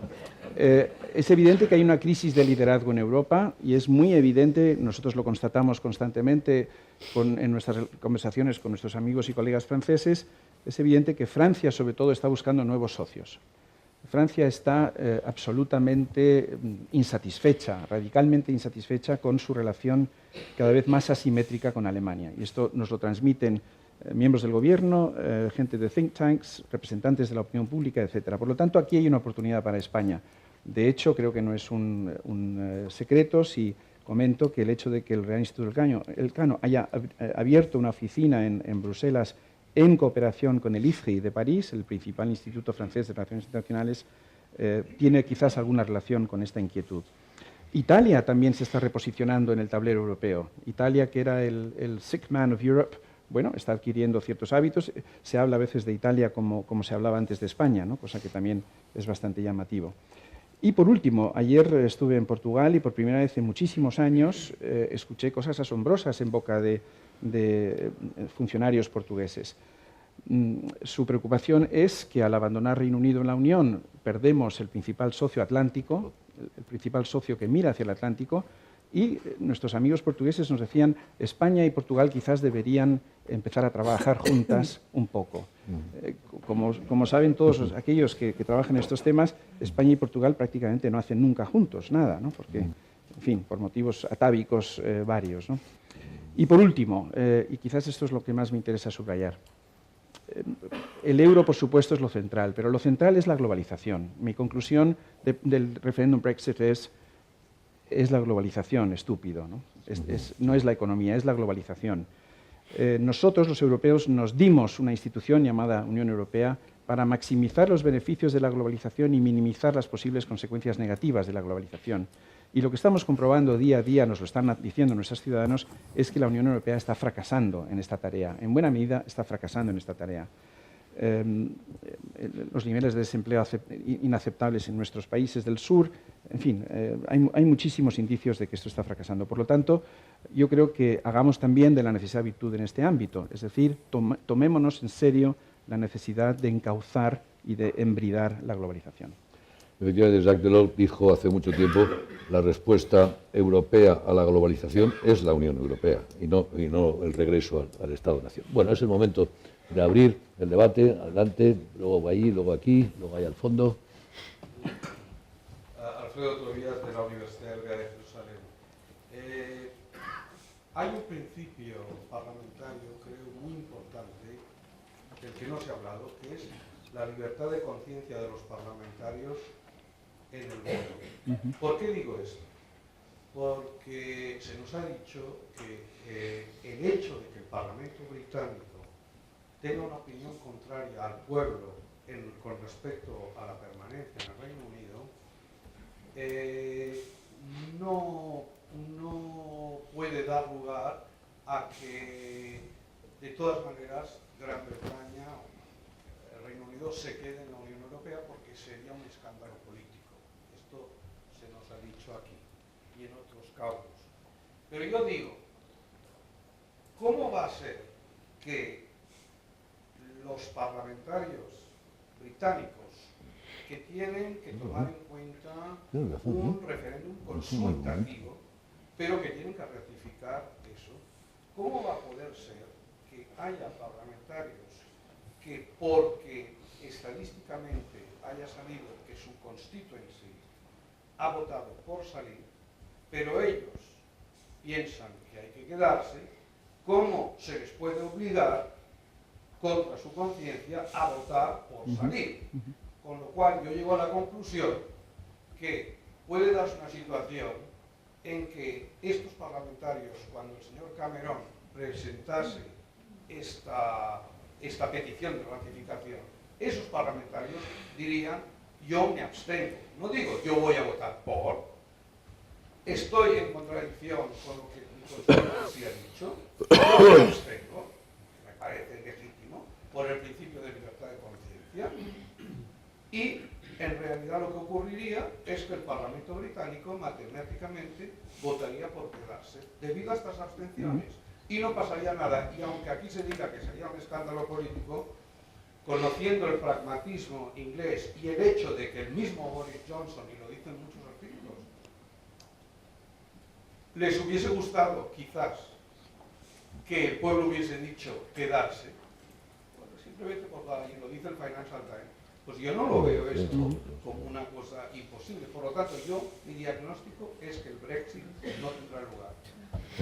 Puedo hacer un comentario muy breve, Vale, sin ánimo de contradecirle, ¿no? Porque se entiende muy bien el argumento y está bien traído. Pero yo creo que la buena gobernanza lo que nos dice es que si un diputado está en contradicción con su constituency, lo que tiene que hacer es dimitir. Y entonces se queda sin Parlamento y hay que ir a una nueva. Claro, y hay que ir a nuevas elecciones y a lo mejor la Constitución cambia de opinión. A otro no. Había otra allí, por favor, y luego el embajador. ¿Perdona? Nacho, ¿querías decir algo? No, bueno, quería decir que Sí, además del principio de soberanía parlamentaria, esta cosa divertida que antes ha mencionado Charles, ¿no? De que aquellos que están diciendo, no, el referéndum tiene que ver con la soberanía parlamentaria, pero en realidad estamos ignorando lo que dice nuestro Parlamento. También, bueno, es verdad que Burke, ¿no? Era justamente el representante de decir, el Parlamento puede retirarse, no tiene un mandato imperativo y puede interpretar... Eso también está en cuestión, porque es que el problema es que la democracia parlamentaria era una democracia elitista en el sentido neutro de la palabra, sin ningún tipo de connotación, y cuando mezclas el populismo de los tabloides sensacionalistas y de la reacción contra la globalización y con una democracia construida por un diseño elitista, en el mejor sentido de la palabra si queremos, pues es muy complicado. El Reino Unido que no había hecho referendos nunca, uno en el 75 justamente, otro para Irlanda del Norte, ahora resulta que en 3 años llevamos 3 referendos, ¿no? Entonces, esa mutación constitucional británica es que en sí mismo es muy complicada. Y termino porque me gusta poder mencionar en acto cercano a Paul Valéry, ¿no? Que Paul Valéry decía, la política democrática no es dar al pueblo lo que pide, sino interrogarle sobre lo que necesita.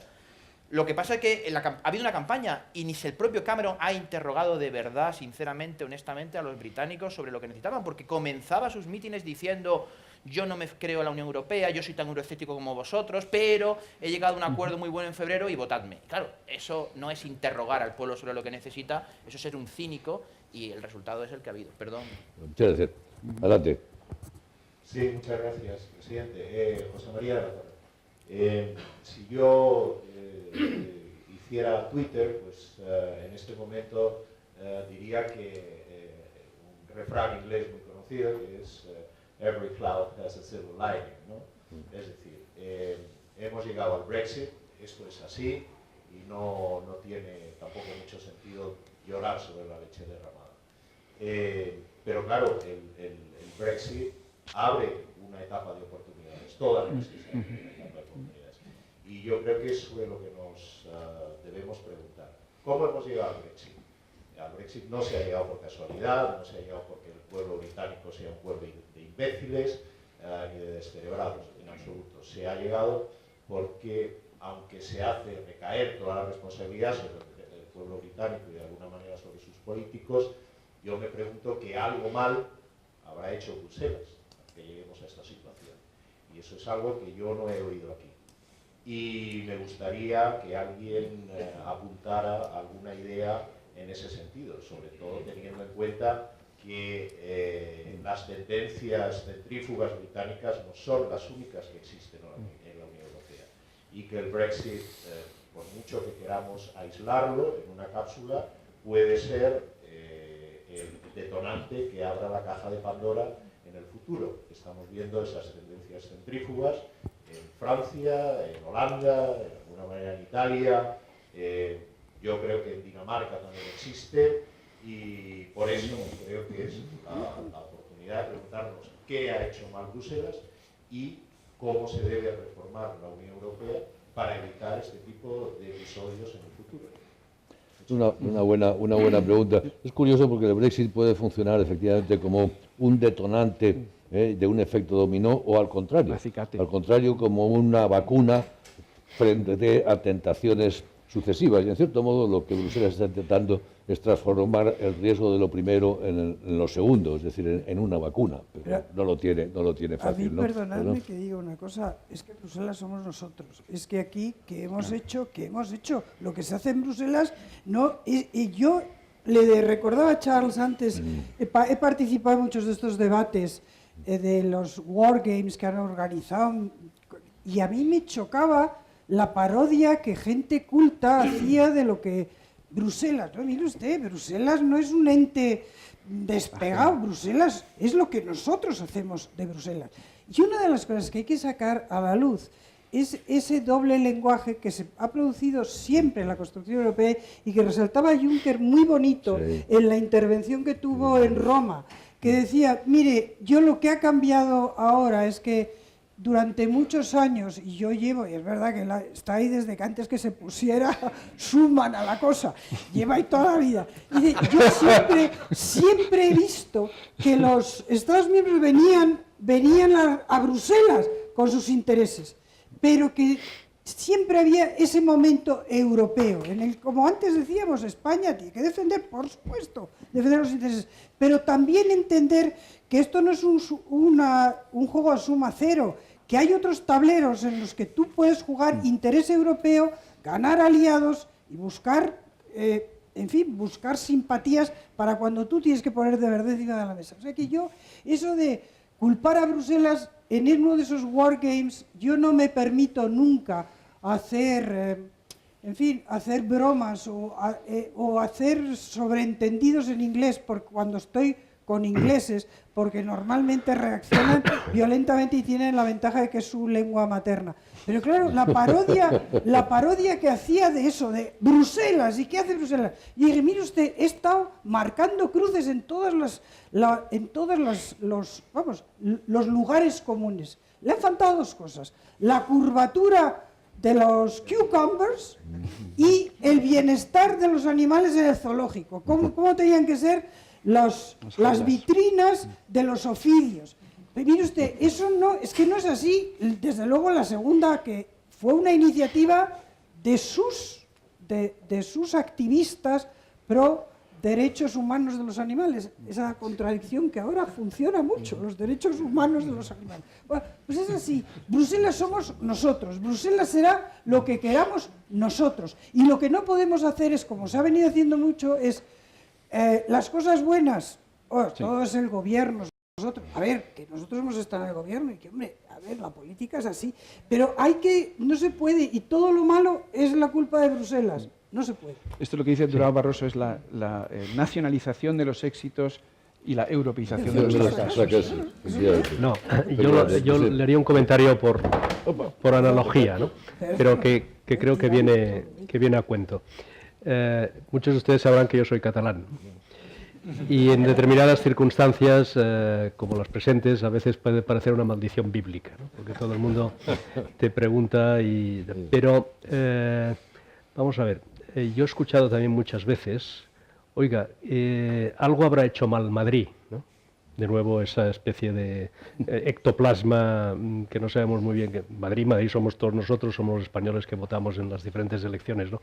Pues probablemente algo habrá hecho mal Madrid, algo habrá hecho mal Bruselas, siempre entre comillas, pero cuando hay un desafío en toda regla a una construcción política como es la Unión Europea o como desde luego los España desde hace ya muchos siglos, la respuesta no tiene que ser de sentimiento de culpabilidad, sino probablemente de autocrítica interna, pero de decirle al que está enfrente que su proyecto no es posible o que su proyecto no es compatible ni es mejor, ¿no? Ni es mejor.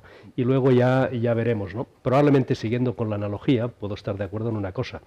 ¿Qué es lo que hace que los nacionalismos soberanistas e independentistas en España pues cíclicamente emerjan?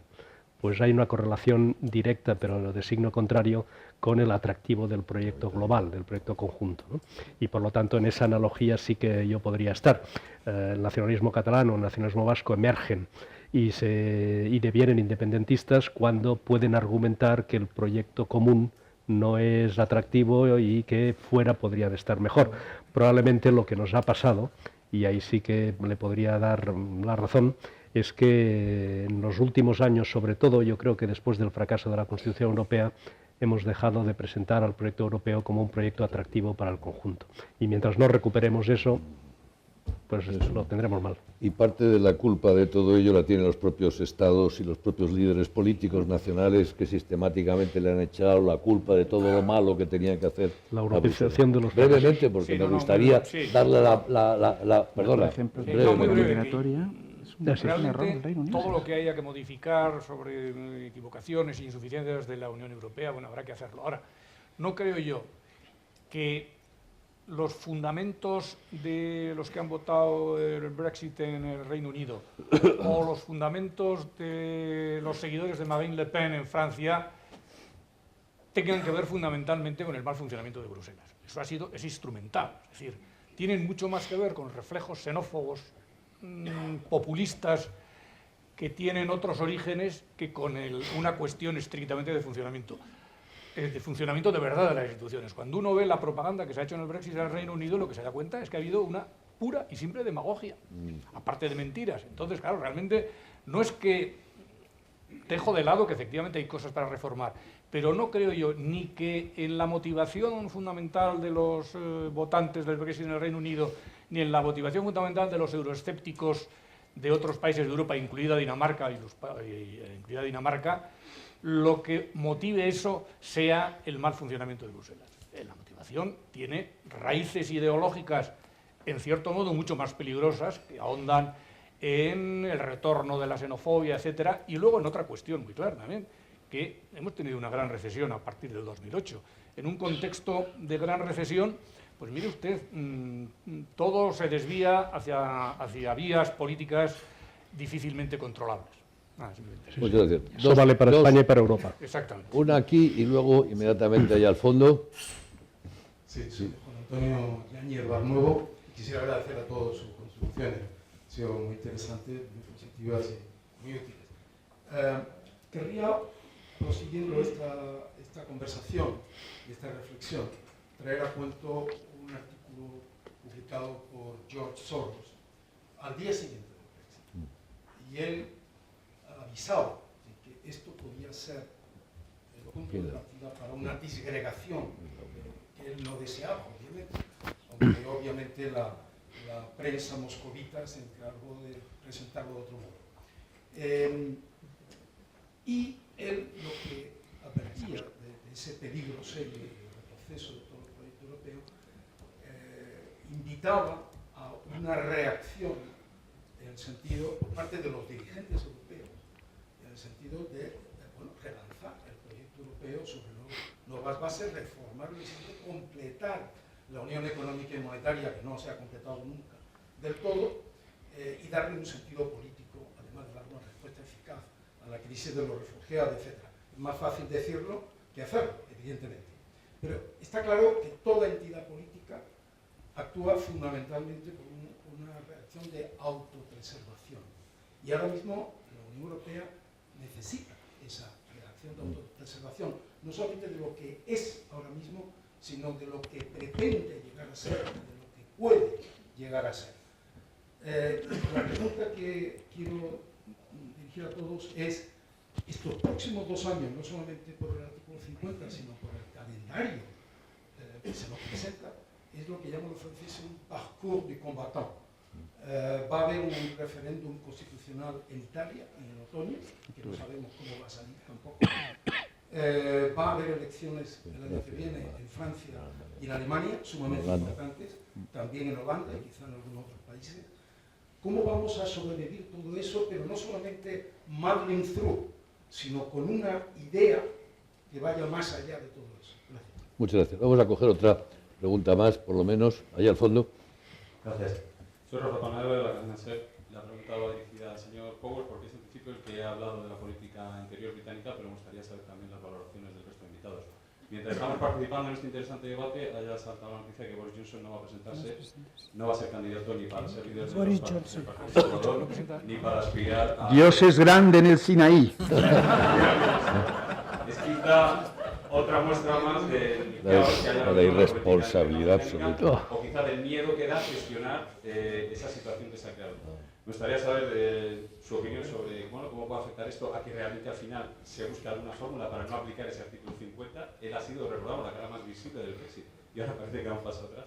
Y bueno, al hilo del comentario que estábamos haciendo de qué papel ha jugado, qué culpa tiene Bruselas, se ha analizado mucho la mala campaña que quizá ha hecho Corbyn, que quizá ha hecho Cameron, pero me gustaría saber si tiene alguna valoración en concreto sobre si en campaña debería haber llegado algún mensaje más o jugar un papel más activo los líderes europeos. Se habló mucho del miedo a que eso generara el efecto contrario y que se interpretara como intervencionismo, pero no sé si ahora viendo el resultado quizá habían debido jugar otro papel. Juncker, Tusk y demás. Muchas gracias. Vamos a coger la tercera y luego allí. Aquí, Increíble, ¿no? Sí, sí. Que salte. Sí, buenas, Iñaki Charre de Información.com. Yo era la pregunta muy directa y retomando la reflexión del primer interveniente. Me gustaría que la opinión de cada uno de ustedes. ¿Realmente creen que va a haber Brexit? Muy bien. Pues, Charles, alguna de las preguntas... Bueno, la cuestión interna. Luego te voy La cuestión interna, no conocía esta noticia. Yo creo que esto hace muy probable que la próxima dirigente conservadora sea Theresa May, la ministra del Interior. Probablemente es la dirigente que más complicidades puede ahora mismo reunir en el seno del partido. Esto realmente es la última prueba que necesitábamos de la absoluta irresponsabilidad de Boris Johnson, ¿no? Yo le conocí cuando era corresponsal en Bruselas. Como usted sabe, mentía. Llegaba a las reuniones diciendo, a ver, ¿qué ha ocurrido que pueda ser construido como algo negativo para el Reino Unido? Que lo quiero contar, ¿no? Y además tuvo un efecto de arrastre en relación con otros corresponsales británicos que eran corresponsales en Bruselas, porque sus directores, los directores de los medios, querían carnaza, querían siempre algo peor que lo que había contado el señor Johnson, ¿no? Que normalmente guardaba poca relación con la realidad. Entonces, bueno, como digo, es un acto extraordinario de irresponsabilidad política por su parte haber iniciado esto y ahora mismo dejar al partido sin liderazgo, pero yo me alegro profundamente y creo que esto quizás permita encauzar la salida.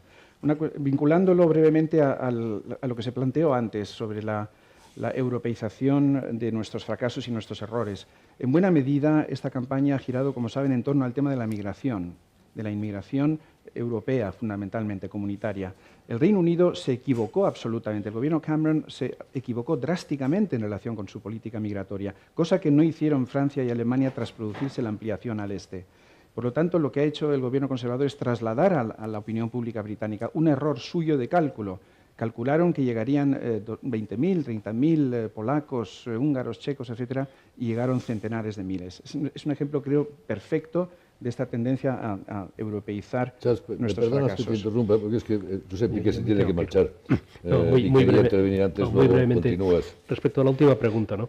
Yo en mi foro interno puedo tener mi propia composición de lugar, ¿no? En mi intimidad, pero creo que el mensaje tiene que ser nítido. Y el mensaje ahora no puede ser otro que, claro, que va a haber Brexit. Por lo tanto, estoy hablando del mensaje político. Internamente uno puede pensar después si al final las cosas pueden ir por otro lado, pero el mensaje tiene que ser absolutamente nítido. Y respecto a la pregunta precedente, y siento no poder contestar a Luis, pero me tengo que ir ya, solo un comentario, ¿no? De si tenían que ir más los dirigentes europeos o no. Bueno, eso puede ser controvertido, pero yo creo, y va en la línea de algo que hemos dicho a lo largo de todo este debate, de que estamos hablando más de política que de economía. Creo que el debate se ha perdido, Europa ha perdido el debate, porque hemos centrado demasiado en los intereses y no en los sentimientos. Y una de las principales víctimas de ese desenfoque del debate son precisamente los jóvenes británicos, ¿no? Si hubiéramos apelado más a los argumentos políticos, más al corazón y a los sentimientos que estrictamente a la cartera o al temor respecto, por ejemplo, a la inmigración, probablemente nos hubiera ido un poco mejor. Al final se gana el referéndum escocés, no después de amenazar con las penas del infierno a la economía escocesa, sino porque hay un escocés que se llama Gordon Brown, que se dirige al corazón de los escoceses y no a su cartera, y eso cambió el sentido del resultado de ese referéndum, afortunadamente. Muy bien, muchas gracias. Gracias. No sé si Charles, te he interrumpido. Bueno, sí, perdón, habría sido absolutamente contraproducente que intervinieran más los políticos europeos porque carecen de prestigio en el Reino Unido. Lamentablemente, ¿no? El debate europeo británico está tan contaminado, sobre todo por los medios de comunicación. Nuestro amigo y colega Charles Grant, del Centre for European Reform, atribuye el resultado a las 4 M's. Que, en fin, no quiero... que es una gran M al final, ¿no? Mensajeros sin prestigio, como el propio Cameron y Corbyn, que se fue de vacaciones una semana incluso en plena campaña. Los mensajes equivocados, como acaba de decir Josep Piqué, la maquinaria mucho más profesional por parte de los de Brexit que los de partidarios de la permanencia, y los medios de comunicación, The Sun, el Daily Mail, el Daily Telegraph, han hecho una campaña brutal a favor de Brexit, solamente contrarrestada por el Economist y el Financial Times, que, como usted sabe, son periódicos que no se leen en Inglaterra, los leemos fuera de Inglaterra. Vamos a coger alguna pregunta ahí, adelante. Muchas gracias. Bueno, como portugués, yo lamento, pero tengo que... ¿Te importa presentarse, por favor? Bernardo Cunha, soy diplomático portugués, pero soy egresado de Funciones Internacionales. Pero tengo que echar un poco de agua fría en el optimismo de Charles, porque lo que pasa en Portugal es que estamos hace 6 años en un periodo de austeridad, y lo que en Europa, Bélgica y Alemania nos proponen es que son más 10 o 15 años de austeridad. O sea, ¿cómo podemos posicionarnos en el proceso europeo? ¿Cómo podemos recuperar el optimismo del proceso europeo si la receta europea son 15 años de austeridad? Yo diré aún un poco más. ¿Cómo puede resistir un régimen democrático a 15 años de austeridad? Por eso lo que me parece más importante, y ustedes oír vuestra opinión, es que el primer paso para recuperar la positividad del proyecto europeo es resolver la crisis de la Europa. Creo que tenemos tiempo al menos para otra pregunta más, si hay alguna. Adelante. Bueno, pues una pregunta también sencilla. ¿Qué opinan ustedes de Escocia? ¿Creen que puede resistir la unión del Reino Unido a un Brexit? Y una última, que había allí, y con eso terminamos. Hola, buenos días, Carlos Sánchez. Sí, vamos a ver, yo quería simplemente proponer dos cosas que se han ido comentando desde el inicio del coloquio. Primero, respecto de la Europa de varias velocidades, la hipótesis. No es una realidad que existe una Europa de dos velocidades en el euro, existen unos países con el euro, otros que no, existe el sistema europeo de bancos centrales, existe una institución europea que es el Banco Central Europeo, que solo tiene potestad sobre 19 estados que tienen el euro. Y en segundo lugar es sobre la remota posibilidad de una salida y vuelta del Reino Unido a la Unión Europea. La historia del Reino Unido con la Unión Europea ha estado llena de entradas y salidas, intentadas o fracasadas. No entró en la fundación en el 58, cuando mostró interés en el 61 o el 67, se encontró con el rechazo francés de Gaulle. Finalmente entró con el Tratado del 72, en el 73. A los 2 años tuvo su referéndum para ver si salía, que resultó positivo a quedarse. Groenlandia, por ejemplo, sí que salió tras un referéndum. Después, en un periodo de estabilidad institucional, hasta que en el 92 se inicia el desarrollo de los tratados de Maastricht y todos los continuos, habría la posibilidad de un again, una nueva campaña dentro de 5 años basada en que la demografía demuestra que el voto de salida está en el ocaso y el voto joven precisamente lo que busca es quedarse. Muchas gracias. Pues muchas gracias.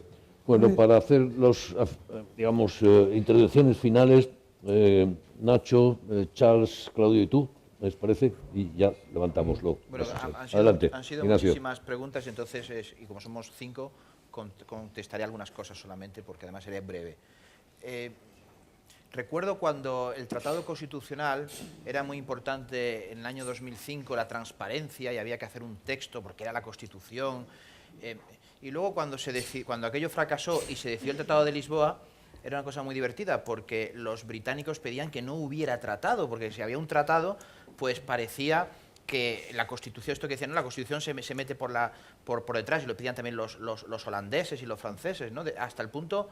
Aquí están, en el Instituto del Canon tuvimos que hacer una codificación del tratado, porque el tratado ni siquiera la Comisión había elaborado lo suyo. Es decir, que esta idea de culparnos de que no hemos sido suficientemente transparentes, no hemos contado, es que es muy complicado, porque efectivamente, como se ha dicho, las razones que han llevado a los británicos, a una parte de los británicos, a votar en contra de esto, no son los defectos, no es la austeridad, no es ni siquiera la crisis de refugiados, sino que son justamente los elementos centrales del proyecto del 57.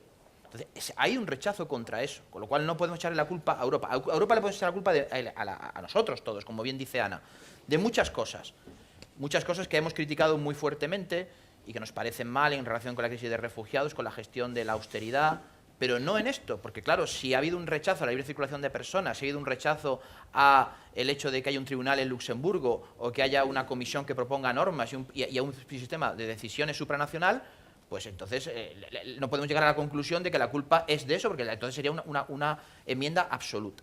Y además, porque resulta que yo miro a Suiza, miro a Noruega, que no están en la Unión Europea, y tienen bastante populismos. Tienen, de hecho, los dos países europeos donde más golpea el populismo, es xenófobo, por no hablar de Estados Unidos, que vamos a ver ahora en noviembre que van a rozar el 50% del voto. Con lo cual, yo pediría, efectivamente, no mezclar una cosa con la otra, porque si no erramos el diagnóstico. Aunque es verdad que luego dedicaremos otro fantástico debate en la Fundación Botín a hablar de la austeridad, a hablar de la crisis de refugiados, pero esto es otra cosa, y estoy muy de acuerdo con el ministro Piqué en que cuando hay un desafío de estas características debemos tener por lo menos un cierto instinto de valorar lo que significa la integración europea. Y yo me niego a blanquear el resultado del referéndum británico buscando culpas dentro. Me niego.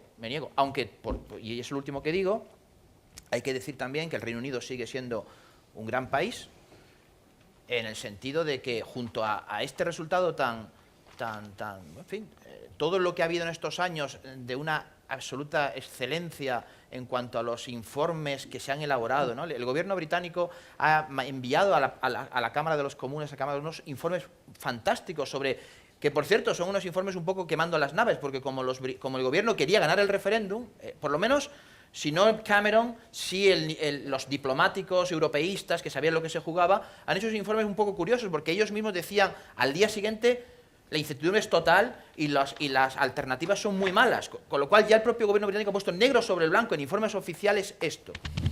Y ahora va a ser muy difícil argumentar lo contrario, ¿no? y una única cosa sobre España. Una cosa, digamos, no hemos dicho sobre España, debemos de ser un poco más autocríticos. Es verdad que no hay gobierno, pero tenemos que tener un elemento de temor y otro un poquito de esperanza, porque un elemento de temor es que se están consolidando unas fórmulas de liderazgo europeo en las cuales no estamos.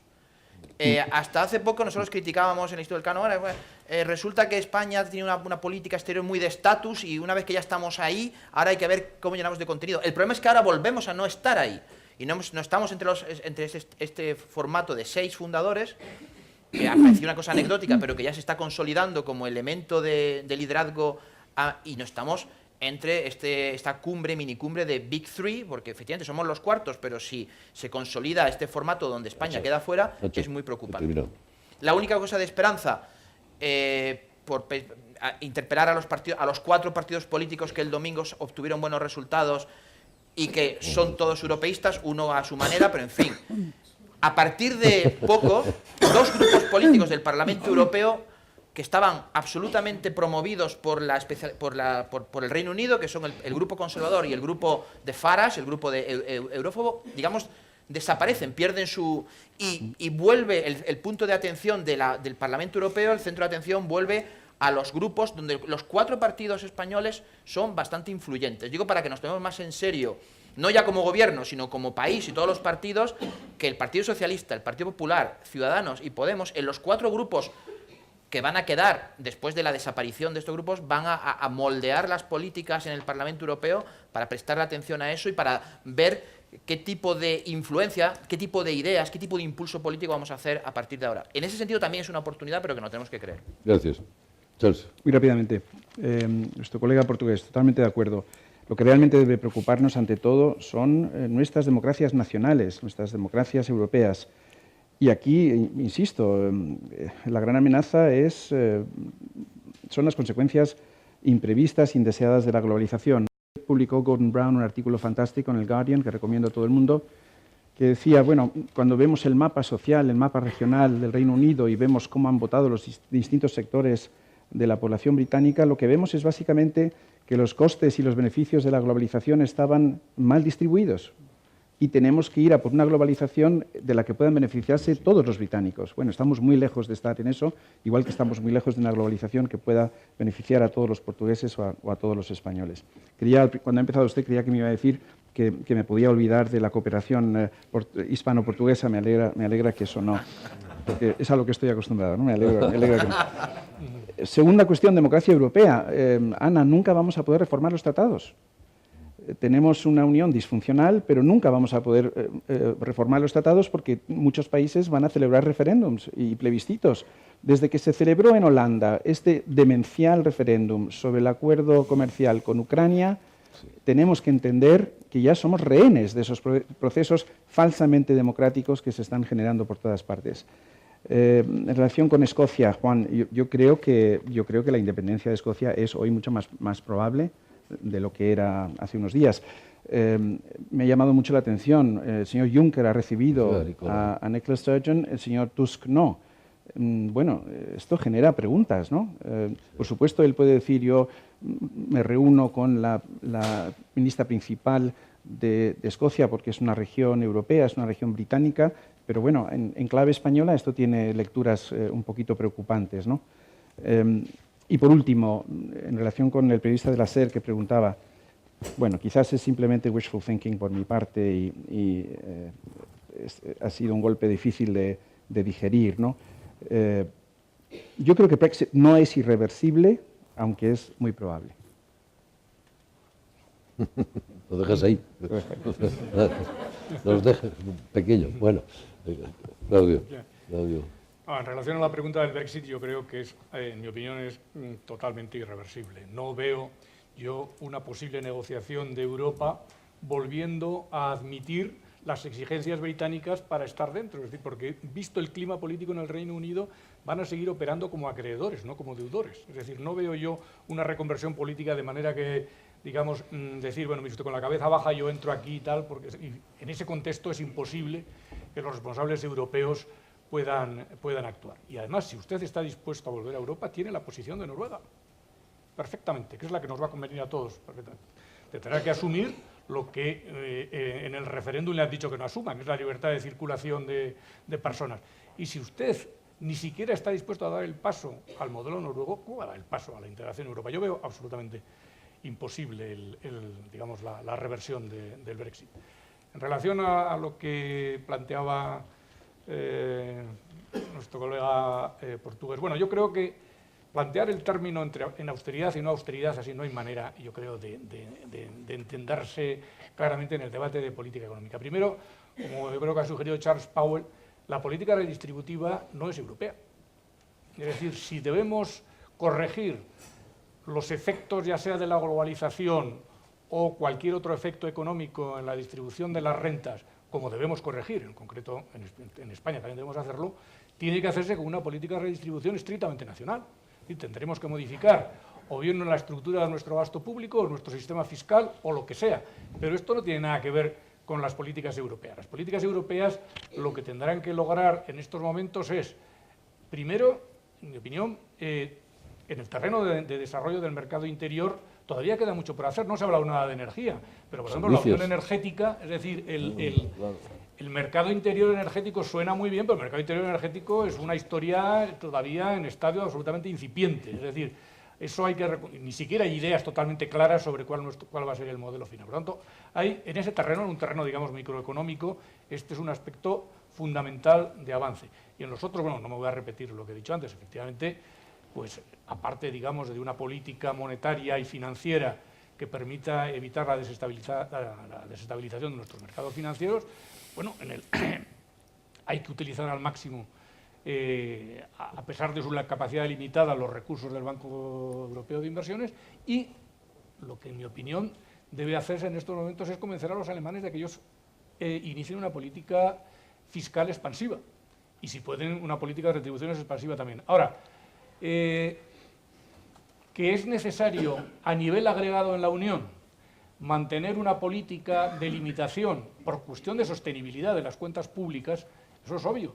Lo que ocurre en Europa es que si sumamos la deuda pública de todos los países, estoy tocando de oído ahora, no creo que en términos del PIB estemos por encima de los Estados Unidos. Por lo tanto, hombre, si en términos agregados tenemos una situación de deuda pública similar, pues realmente lo que habrá que ver es cómo distribuimos la política fiscal entre países. En este sentido, los países, por decirlo así, como nosotros, pues tendremos que tener y lo mismo Portugal, tenemos que tener una disciplina fiscal. Quien no tiene que tener esa disciplina fiscal es Alemania. Esa es otra cuestión. Ana, terminas. Vamos a ver, telegráficamente. Twitter style. Twitter style. Hay una idea comúnmente o compartida que es que el mercado interior está a punto de terminarse, y no solo la energía, en la libre circulación de mercancías, servicios, queda muchísimo. O sea, si tuviéramos que tener una imagen, son como islotes en un estrado negro como este, como si tuviéramos islotes. Falta muchísimo. Esa es una idea errada completamente. Y además ahora estamos haciendo mucho silver plating en muchas áreas donde decimos que armonizamos y no estamos armonizando. Segundo, Juncker y recibir... vamos a ver, ha habido esta mañana una declaración en nombre de Juncker, de su portavoz, diciendo que evidentemente que esto era un asunto de Reino Unido, un asunto interno que la había recibido. Yo creo que esa entrevista forma parte de este momento... Sí, de venganza un poco. Sí, de esa cosa de crear, te vas a enterar, y en este momento... Creo que la declaración de hoy lo pone en contexto. Voy a hablar de Brexit, pero quiero contestar a lo de rehenes de los tratados. Vamos a ver, Brexit. Pues yo creo que aquí vamos a volver al sentido común y a interpretar lo que es la voluntad de ese... Eso es. Y esa interpretación, por supuesto que se van a dar pasos adelante. Ahora, yo soy de los que pienso que no va a haber un corte y luego una reconexión, para nada, que se va a hacer una negociación que quede Reino Unido fuera del Tribunal de Justicia. Vamos a ver que eso va a ser lo más difícil de todas las cosas que están latiendo ahí, que es esa idea absurda de recuperar una soberanía que no es de este siglo, pero que estaba. se llegará a un acuerdo. Y yo lo que estoy segura es de que no habrá una desconexión. Eso estoy convencida.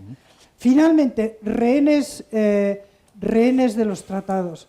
Pues vamos a ver, yo creo que por un tiempo sí, vamos a ser claros. Ahora, ¿qué es lo que nos falta? Pues entender que como tú has dicho, y yo he escrito un artículo nada más que sobre eso, diciendo que aquí hemos intentado, esto ha sido un debate de expertos, planteando unas cosas absolutamente de razón, y la pasión, y la gente, give me back my Great Britain. Oye, es que your Great Britain cannot come back. Es ese, pero que esa nostalgia, claro, es gone, pero que no hemos hecho, hemos dado por hecho de que esto era de esas, we take this truth for being self-evident. Pues mire usted, resulta que no son self-evident. Y ahora nos tenemos que tomar el bastón del peregrino, todos, empezando por los gobiernos, los responsables, todos, y ganar esa opinión pública. Como no la ganemos, estamos. Ahora, rehenes de unos tratados con los que se puede hacer muchísimo. O sea, francamente, yo, que me den los tratados y voluntad política, un poco de ingenio y mucha decisión, vamos, tiramos, llegamos a donde queramos. Lo que yo no creo es que ahora, sin perjuicio de lo que pensemos íntimamente, sea ir con el bastón de peregrino diciendo a los Estados Unidos de Europa. Francamente, como diría Aznar, eso ahora no toca. En todo caso, el riesgo serio que se corre es que la Unión Europea sea absorbida por la agenda del Brexit, por completo, y fagocitada por la agenda del Brexit, y por tanto se quede paralizada en todos los sentidos. Antes de las elecciones, del referéndum británico, se habló mucho de que Hollande y Merkel habían acordado, pactado, diseñado un proyecto de más Europa en temas concretos, energía, inmigración, seguridad, terrorismo, en temas concretos, Erasmus, etcétera, para los días inmediatamente después, en previsiones. No ha pasado nada, no ha ocurrido nada, de eso pues no ha habido nada estos días, y por lo tanto Pero estamos... Emilio, que eso es la retórica, que es que en la realidad no hay apetito de más Europa desde hace tiempo. Es discutible, vamos a ver, es evidente, lo que te quiero decir es que los eurobarómetros no acaban de decir eso del todo, sí que te lo dicen en el sentido de que ha habido un descenso, claro, pero no te lo dicen del todo, ¿no? Y en todo caso, hombre, ¿cómo va a haber apetito por más Europa si nadie pone encima de la mesa, como decía José Piqué, un proyecto bonito de más Europa? Pues si lo que nos dedicamos es a poner verde a la Unión Europea, pues lo que nos encontramos es con las reacciones que estamos teniendo. Pero en fin, yo creo, insisto, con esto termino, creo que el riesgo de que seamos arrastrados por la agenda Brexit y por lo tanto nos pasemos meses y meses discutiendo eso sin discutir ninguna otra cosa, pues el problema energético, sin ir más lejos, pues creo que sería francamente negativo. Con esto terminamos. Hemos comenzado con una confusión magmática y confusa sobre el tema del Brexit. Yo creo que salimos con una confusión un poquito ordenada y sospecho que poco más podíamos hacer. Por lo tanto, hemos hecho lo que podíamos hacer, que era ordenar quizás las muchas incógnitas y los muchos interrogantes que tenemos. Muchas gracias a todos, muchas gracias sobre todo a los ponentes, a los tres exministros, a Josep Piqué, a Ana, a Claudio Aranzadi, y gracias a todos por acompañarnos. Por cierto...